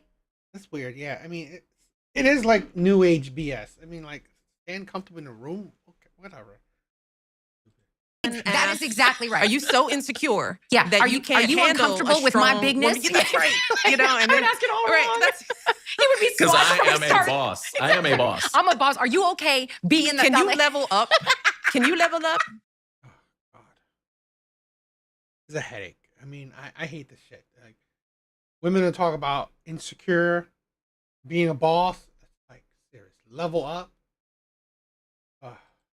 And then he's running away going, I don't. It's He's aggressive.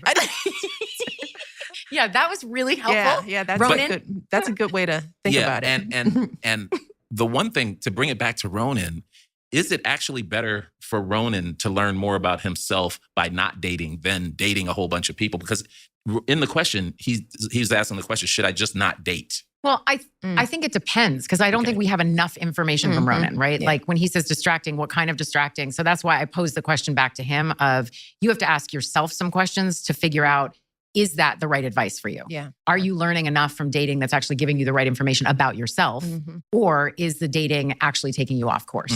Because you're getting invested in the drama of things aren't working out or are working out. Tracy, I think that's a good point for everyone. Are people dating with intentionality, to learn something, right? Or people just out there. And if you're not reflecting on why you picked somebody, why the dinner went well, why you laughed, and it's just happening to you without, for men and women, for anybody of any sexual preference, it's like doing some self-assessment through the process. I would encourage, because we're not taught to do that either in dating. Dating, there's no guidebook. Did he call again? Exactly. Yeah. Where did you go? Where did he take you? And are we What does he do? Right. Are we asking questions of how do you feel? Why did you feel that way? Why did this relationship end? I think that may be what Ronan's friends are suggesting. And he can do that, and he can do both. Yes, he can. He can date but be more reflective about the process. And I think that's true for. I do agree that stop wasting time. Yo, Sean, what's up, my brother? I think the most important thing for human beings, right, is don't waste time. Don't waste time. If you want to be in a relationship, you can do both. Self-reflect and try to date. I think a lot of problem that we're having is that we waste time. Time is very precious. You can't get it back. Stop wasting it. For everyone. Yeah. If you want to have a partner, you've got to know yourself. Yes, date intentionally. I mean, it's like, this is the thing where I agree. I mean,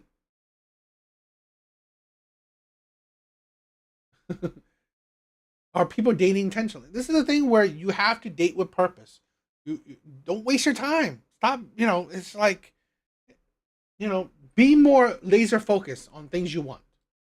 Yep. It's dating and having an internal conversation Agreed. about why your whys, your motivations, your history, your fears. What are you mimicking? Like Craig, you were imitating what you thought your mom and dad had. And you did that more than me. Right. I was more like, I don't know if I want to be like them. Love them, love their marriage. But I didn't date for, I want to do what my mom and dad did. And I think, Craig, you were more that kind of, this is the way it works. It was a pattern or a strategy. The strategy is you go to college, you find a job, you have some single life, and then you get married. Yeah. And I was just sort of checking off I was following a strategy, and that's just not. Or an expectation I don't want Ronan to do that. I don't want any. I want this generation of young people to be more thoughtful. Yeah. And, thoughtful from an internal compass is my thing. Yeah. I always ask myself when I leave any situation, date included, how do I feel after? Do I feel, because sometimes you can think it's really nice in the moment and you leave and I was like, wait, why do I feel small? Why do I feel more insecure? Or do you feel good about yourself? Another question I do like to ask people is, how do you argue? Oh, that's a good one. Yeah. That was on the list. Yeah. That was on the list. That was 12. Yeah, that was on the list. That's 12. A good one. It's a good one. Because like my siblings, we all, there's a way that my family argues that I'm comfortable with. Yeah. And I've been, because I get loud and then it's done. Like I'm so straightforward. I'm not somebody who's going to like hold it. Like I'm going to say it. For some people, that's terrifying. Yes. It's terrifying and sort of sends them into another place. So those are, I just think all those kinds of questions and asking them both of the other person and of yourself. Yeah. Right. And it's not always a deal breaker. It's just something to be aware of because it will be a thing that you will need to work on in the relationship. And that's what makes relationship, marriage, partnership so hard, because you are taking two independent people with a whole different set of experiences and saying, it's okay. I mean,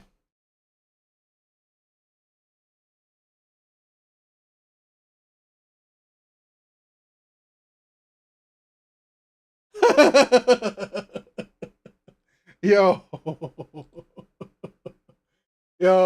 Elk, you are crazy. Okay, Elk said, I read this weekend why George Lucas said Yoda spoke backwards. He said he wanted 12-year-olds to think he was wise. This reminds me of these women's wisdom. That is crazy. You are crazy. You know what? That's not bad. That was not bad at all. All right, so let's end out on this video. Let's end out on this. Let's check this out. Let's do some, I do this from time to time, some, dating in China. So let's check this out, all right? Let's see if this is fun or not.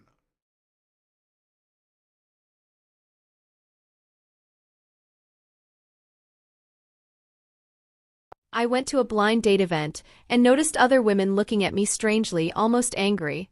At first, I thought I was imagining things, but then I overheard one of them say, "There's a girl here way prettier than you and she's not asking for anything. What makes you so special to demand so much?"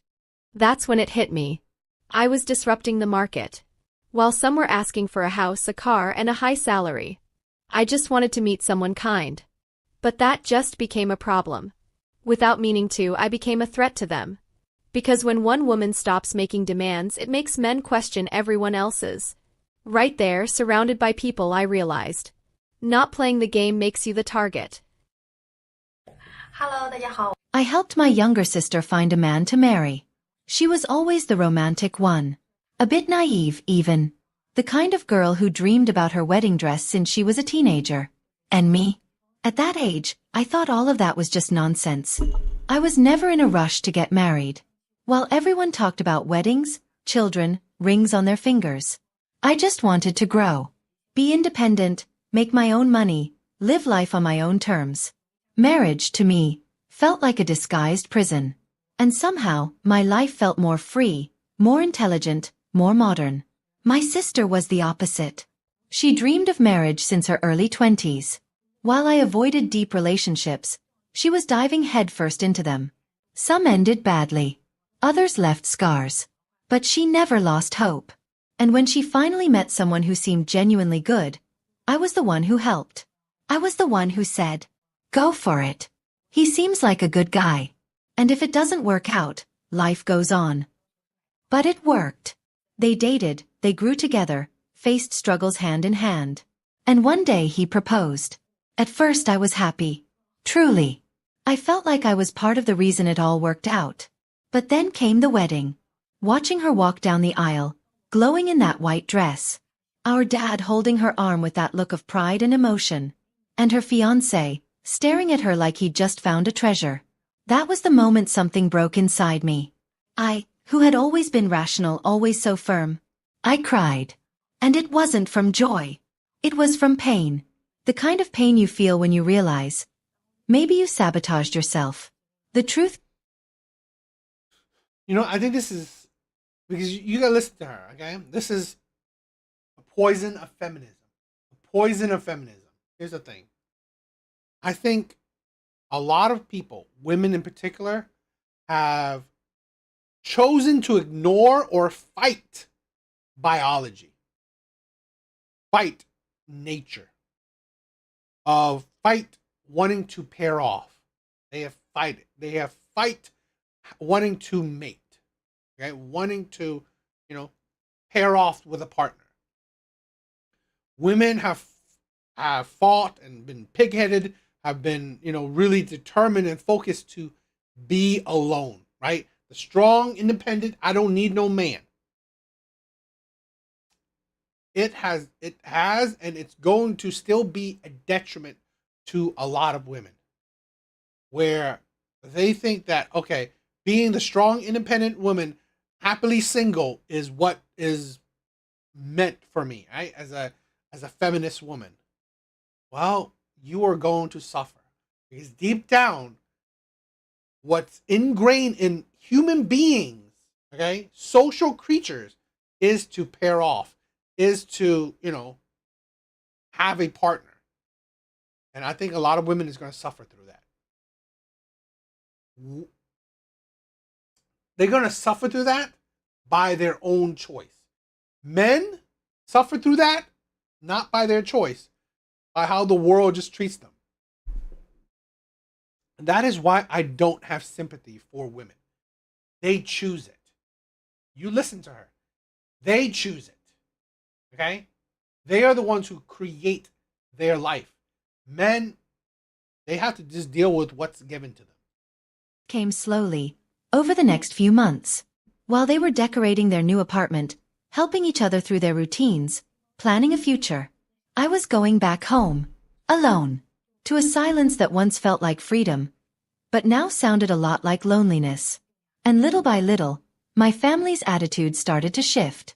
I used to be the pride of the family, the independent one. Now, I'm the one who got left behind. The one they whisper about at family dinners. How could the younger one get married before the older one? Maybe she just can't find anyone. And the worst part is, those questions started living in my head too. I'm 31 now. And no, I'm not desperate. But I'm also not at peace. Because the men I want no longer want me. And the ones who do don't really see me. It's like I've fallen into an invisible part of the dating market. The part where nobody's looking anymore.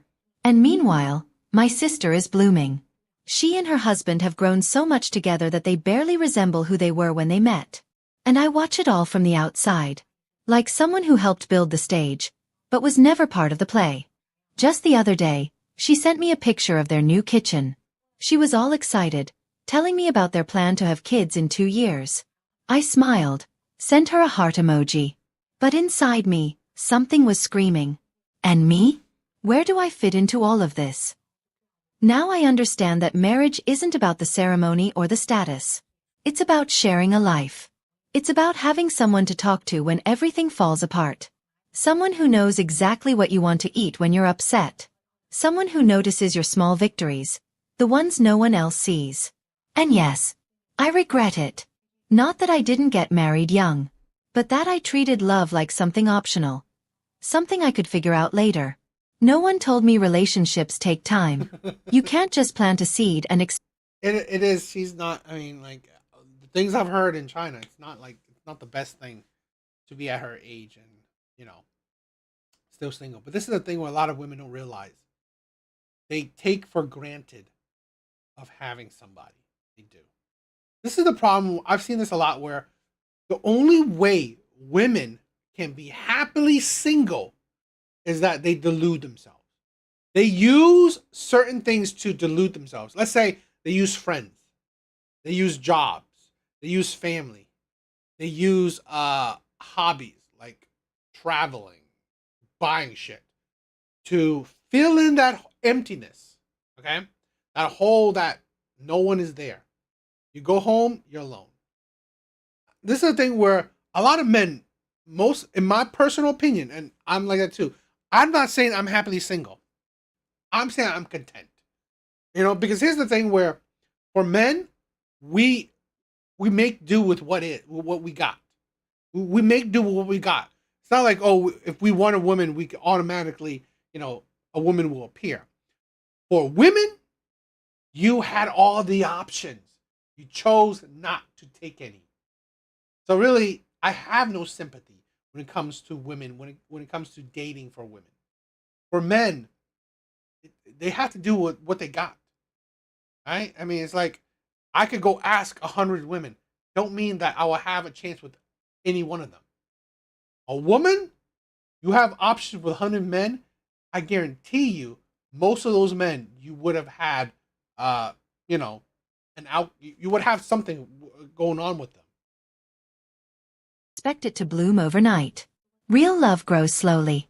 And now, at 31, 32, finding someone willing to build that from the ground up is rare. Most people are already hurt, or tired, or stuck in the same mindset I used to have. I want everything, but I'm not willing to give anything up. And by the time you realize that, it might already be too late. So yes, I see my sister now, happy, growing alongside someone. And I feel a void I built myself. And now, all I can do is accept that maybe her path and mine were meant to be different.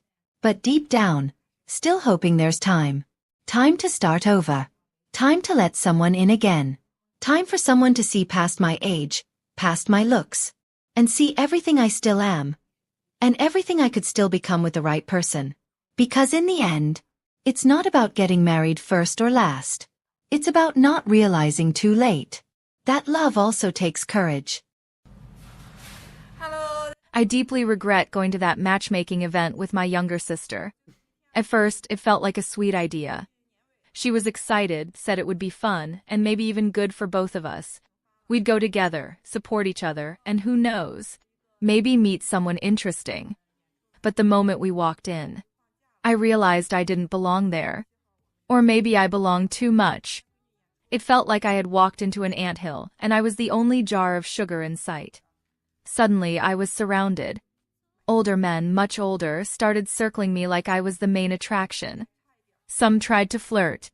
Others just stared. And then came the questions. How old are you? Are you open to marriage soon? Do you live with your parents or on your own? Even some of their families started approaching me.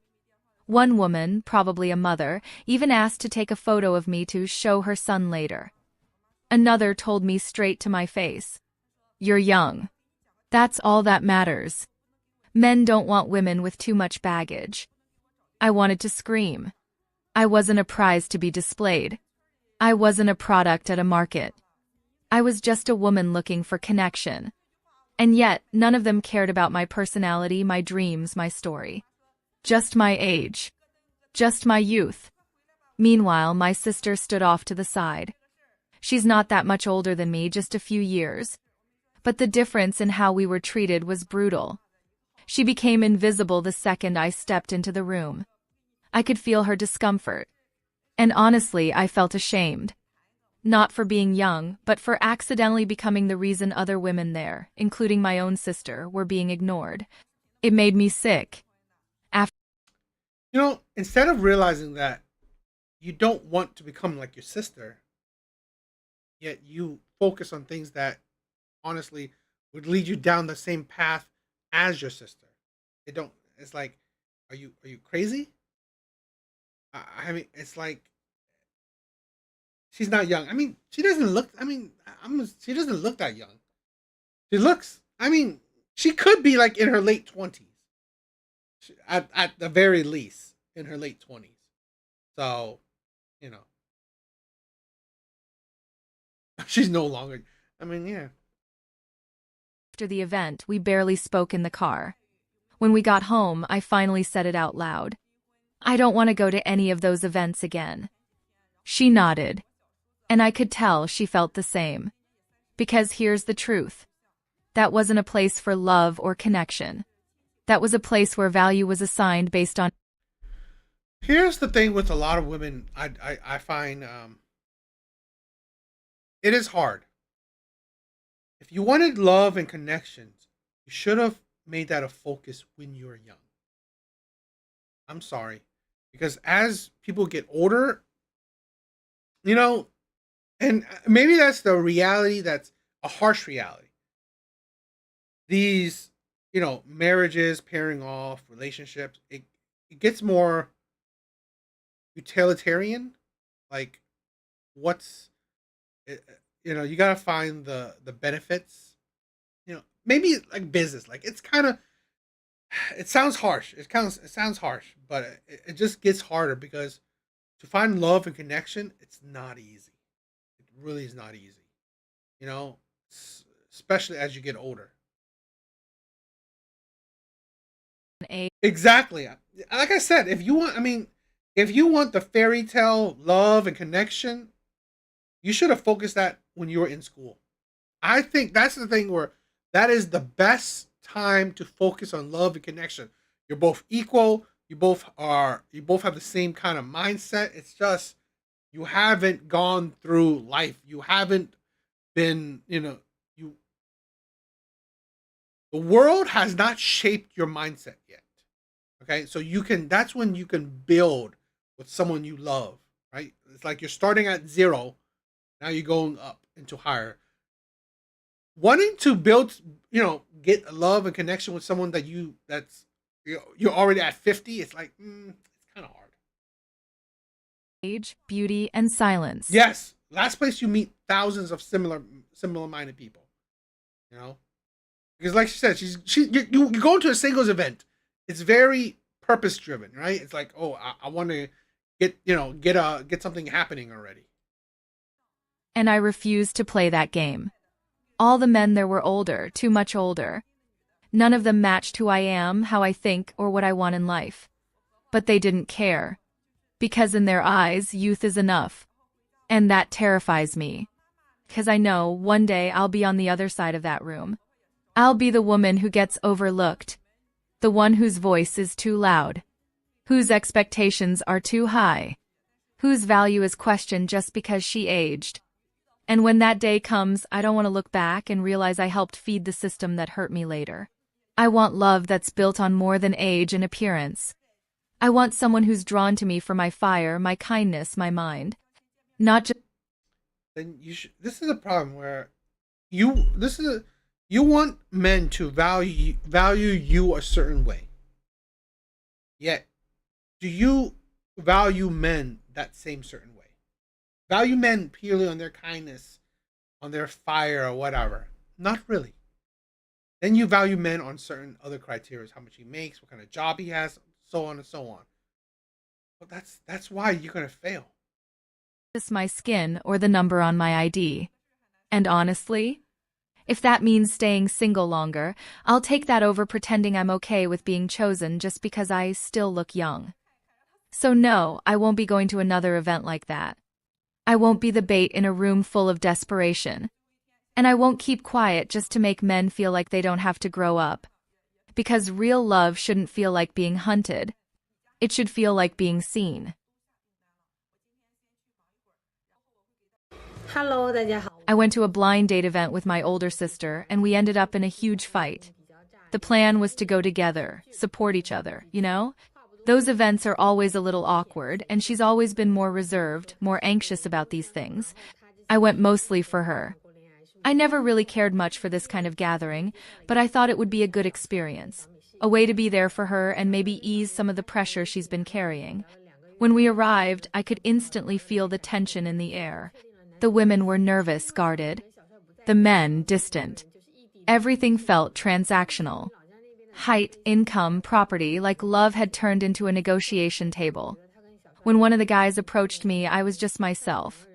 We talked, laughed, and I didn't bring up any demands. No dowry, no house, no income expectations. I just wanted to connect. That's all.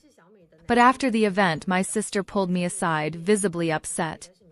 Her eyes were filled with frustration, and she said, "You're young, pretty, and you came here saying you don't want anything.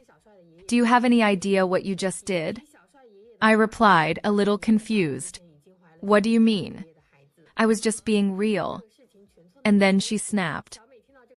This is yes, she's cute. I mean, like, this is a problem where a lot of these women got to realize, a lot of women don't understand where you have to understand the value.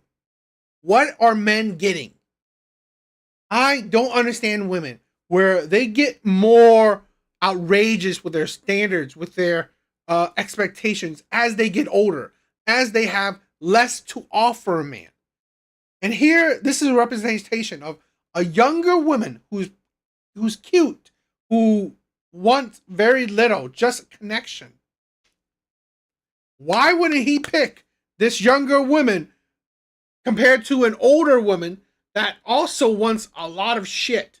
You know, what's your income? A dower, you know, what are you paying? What are you gonna pay my family for a wedding deposit? Seriously? You're messing up the market. Yeah, they could be filter queens, so it's very... You're ruining what little we have left. When you show up saying you don't need a house, a car, or security, all the men here start thinking, why would I offer anything when there's someone younger who expects nothing? In that moment, I felt guilty, without even knowing what for. I was just being honest. But to her, that honesty was betrayal. She went on. Women like me were over 30. Society already calls us leftovers. We try to keep some dignity by setting basic expectations. Because if we don't ask for anything, we get discarded even faster. But you just showed them they don't need to try anymore. That they can just wait for someone like you. It was hard to hear. Because I never wanted to compete with her. Never. But that day, for the first time, I saw how the dating world isn't just about feelings. It's about status, appearance, timing. And the older a woman gets, the more she feels she has to negotiate smart. At least, that's how the system makes it seem. I think that's ridiculous. Like, that's the thing where I don't understand what women have a thought about negotiating smart. It's like, this is the thing where women don't understand. Value, trade-offs, okay? What you're bringing to the table. This is why, like I said, why I don't understand women. You should listen to men's conversation more. What you bring to the table isn't that crazy, right? Isn't that crazy of a conversation? That's the thing. Where, fine, you say what you want, fine. What do you bring to the table to equate all that expectation? Because here's the thing where it shows you. What if a younger woman said exactly the same thing? Well, then why wouldn't he just go for a younger woman then? She has the same expectations as you, but she's younger. So she's bringing more value. Now, on the flip side, here's a younger woman that doesn't even say all the expectations you have. So there's even more value to being with her. A lot of women don't understand that. They never think about what a man gets for being with her. They only think about what she gets for being with that man. Since that event, things have been different between us. She stopped including me in conversations, never mentioned when she had other dates. She started keeping her world to herself, as if I had taken something from her that I never even asked for. And I started realizing. To her, I'm not just the younger sister. I'm the living reminder of what she once was, and maybe of what she feels she no longer can be. And no matter how much I try to explain or apologize, the wound is there. Because to her, I broke the rules of a game she's been trying to win for years. Now, I think a lot about that. I think about how cruel the world is to women. How it quietly turns us against each other without us even noticing. That's the thing where I hate. You know, this is the thing where it poisons the mind of the younger generation. I'm not saying the world is easy. Well, I don't know. I personally think, personal opinion, the world isn't as hard as to women as women try to make it, be. At least let me say this, okay? Dating isn't as hard as women make it out to be. The problem is her sister had the opportunities when she was young. She just didn't do it. She just didn't take advantage of those opportunities. She just didn't accept opportunities. She didn't focus on a man when she was young. So now that she's older, she's having a hard time and complaining about the world. Are you kidding me? No, that doesn't happen like that. That's stupid. Okay, and then it poisons the younger generation, thinking, "Oh, the world is unkind to women." How is unkind to women? Please tell me. At least in the dating market, how is it unkind to women when you had the options of men, you just didn't choose them? And then now that option, that pool of men shrinks and you're mad about it, it's insane to me. How it turns love into competition and vulnerability into weakness. My sister isn't wrong, but neither am I. I just wanted to love someone in a simple, honest way. But even that became a threat. And in the end, the ones who lost the most were both of us. Ailing, what a lucky coincidence running into you today. I came here for an event, and you did too. We just happened to bump into each other. I heard you still don't have a boyfriend. Have you ever thought about letting Sistery help you find one? Sure. Then let me get to know you a bit better. I mean, I know you well, but let's let the audience get to know you too. Where are you from? I'm from Zhangjiajie, in Hunan. Oh, that's really close to where I'm from. And what's your education level? Vocational college. What kind of work do you do? I'm a brand trainer for makeup. I teach beauty-related courses. What's your monthly salary, roughly? Around 12,000 yuan. 12,000? As far as I know, you probably made more than that last year, right? Yeah, that's true. This year it dropped by a third because of the pandemic. Oh, you're not the only one. I lost a lot too. Actually, we're in the same line of work, aren't we? Yes, exactly. What's your height? 1.60 meters. And your weight? 52 kilograms. How many relationships have you been in? 2. How long did they last? One was about 6 months, the other around a year. Why did they end? Sometimes we just didn't talk much, had nothing in common. Other times our personalities didn't match, so we broke up. Do you know how to do household chores? Yeah, the basics, simple home-cooked meals, laundry, cleaning. I'm fine with all that. Very domestic. Sort of. Laughs. And what are your expectations in a partner? He should have a stable career, be family-oriented, polite, responsible, and dependable. Any preferences for education or height? Ideally, vocational college level and at least 1.6. Oh yeah, I mean, where you're from is very important in China. I've heard of 7.5 meters tall. What about house and car? Definitely must have both. These are just basic necessities in life nowadays. May I ask, do they have to be in Shenzhen? Or can they be in another city? Any city is fine, but if it's Shenzhen, even better. Would you be willing to marry someone from another province? I would, but I'm not a big fan of the northern regions. I prefer southern China. The north is just too cold. I see. Any income expectations? In the south, at least 20,000 yuan per month. Anything else you'd like to add? Not at the moment. All right then. Thanks for chatting with me. Sorry for taking up your time. No worries at all. Bye. And in the end, maybe the problem isn't really a lack of men. Because men, well, there are still millions of them. What's missing is reality. While some older women look in the mirror at matchmaking events and realize that the attention is no longer on them. I was thinking it's crazy. You know what?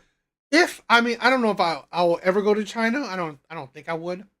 If I ever go to China, I do want to check this place out. Right? This what is it? It's like a dating market. It's insane. I just want to check out the craziness because it's like posters, right? It's like this is like online dating in real life, right? Where you can just read people's stats and stuff like that. It's crazy. Others choose to blame the younger girls for disrupting the market. And the irony? Many of these younger women aren't even asking for dowries or a house or a car. They just want someone who truly likes them. And that's when the frustration explodes. The sister who always avoided serious relationships suddenly sees her younger sibling getting married first. The one who thought beauty and youth would last forever now feels invisible at an event where all the men's eyes shine, just not for her. So here comes the uncomfortable question. Is the market really unbalanced? Or has the whole I'm too good to settle for less mindset been propped up for too long by a system that only wanted women to spend more, consume more, and in the end up alone? It's ironic, isn't it? Capitalism so... I've heard that single women is very lucrative for capitalistic society. Single women spends the most, okay? They are big consumers. So conspiracy theories, I've heard that society, certain people, certain organizations, whatever, certain political figures, they promote women being single. It is important. It is very vital for women to stay and be single because women spend more when they're single. I don't know. It's a conspiracy theory I've heard. The fantasy of the independent, empowered woman that got us every day, but forgot to mention that deep down, asterisk, it was never truly on her side, asterisk. It was always on the side of the credit card. And now that youth has faded, the filters don't work like they used to, and the market no longer responds to their desires. What's left? What's left is resentment, the fear of growing old alone, and that little pinch of envy for the younger sister who made no demands, but was still the one who got chosen. In the end, maybe the problem isn't the men, or the younger women, or even the number of singles. Maybe the real problem lies in those who believe too deeply in a script that was never meant to work. And while the ads keep selling lipstick and luxury bags like shortcuts to happiness, some women have already woken up. Others are still waiting for the perfect prince with the perfect... Interesting. What do you guys think? All right, guys. I think that's it for tonight. Thank you, chat. Elk, you're amazing. Love you, my brother. Let's see who else was here. Sean, thank you for stopping by. Sammy, my brother, thank you. Thank you for stopping by. Apocalypse, love ya. Big Bars was here. Blue Exodus, my brother, thank you for stopping by. It's always a pleasure. Pentania. Sorry if I butchers names. I'm terrible with names, but thank you for stopping by. Mystic, my brother, it's great to see you. Great for you to stop by. But yes, all right, guys. Yes, be good. Thank you guys for stopping by. All right, love you guys. Check out my next live. Please check out my other videos. It'll be helpful. Please like, subscribe if you haven't. Please like my other videos. Watch them. Have them play in the background. That would be helpful. All that helps. So anything else? Later, guys. All right. See you guys in the next live.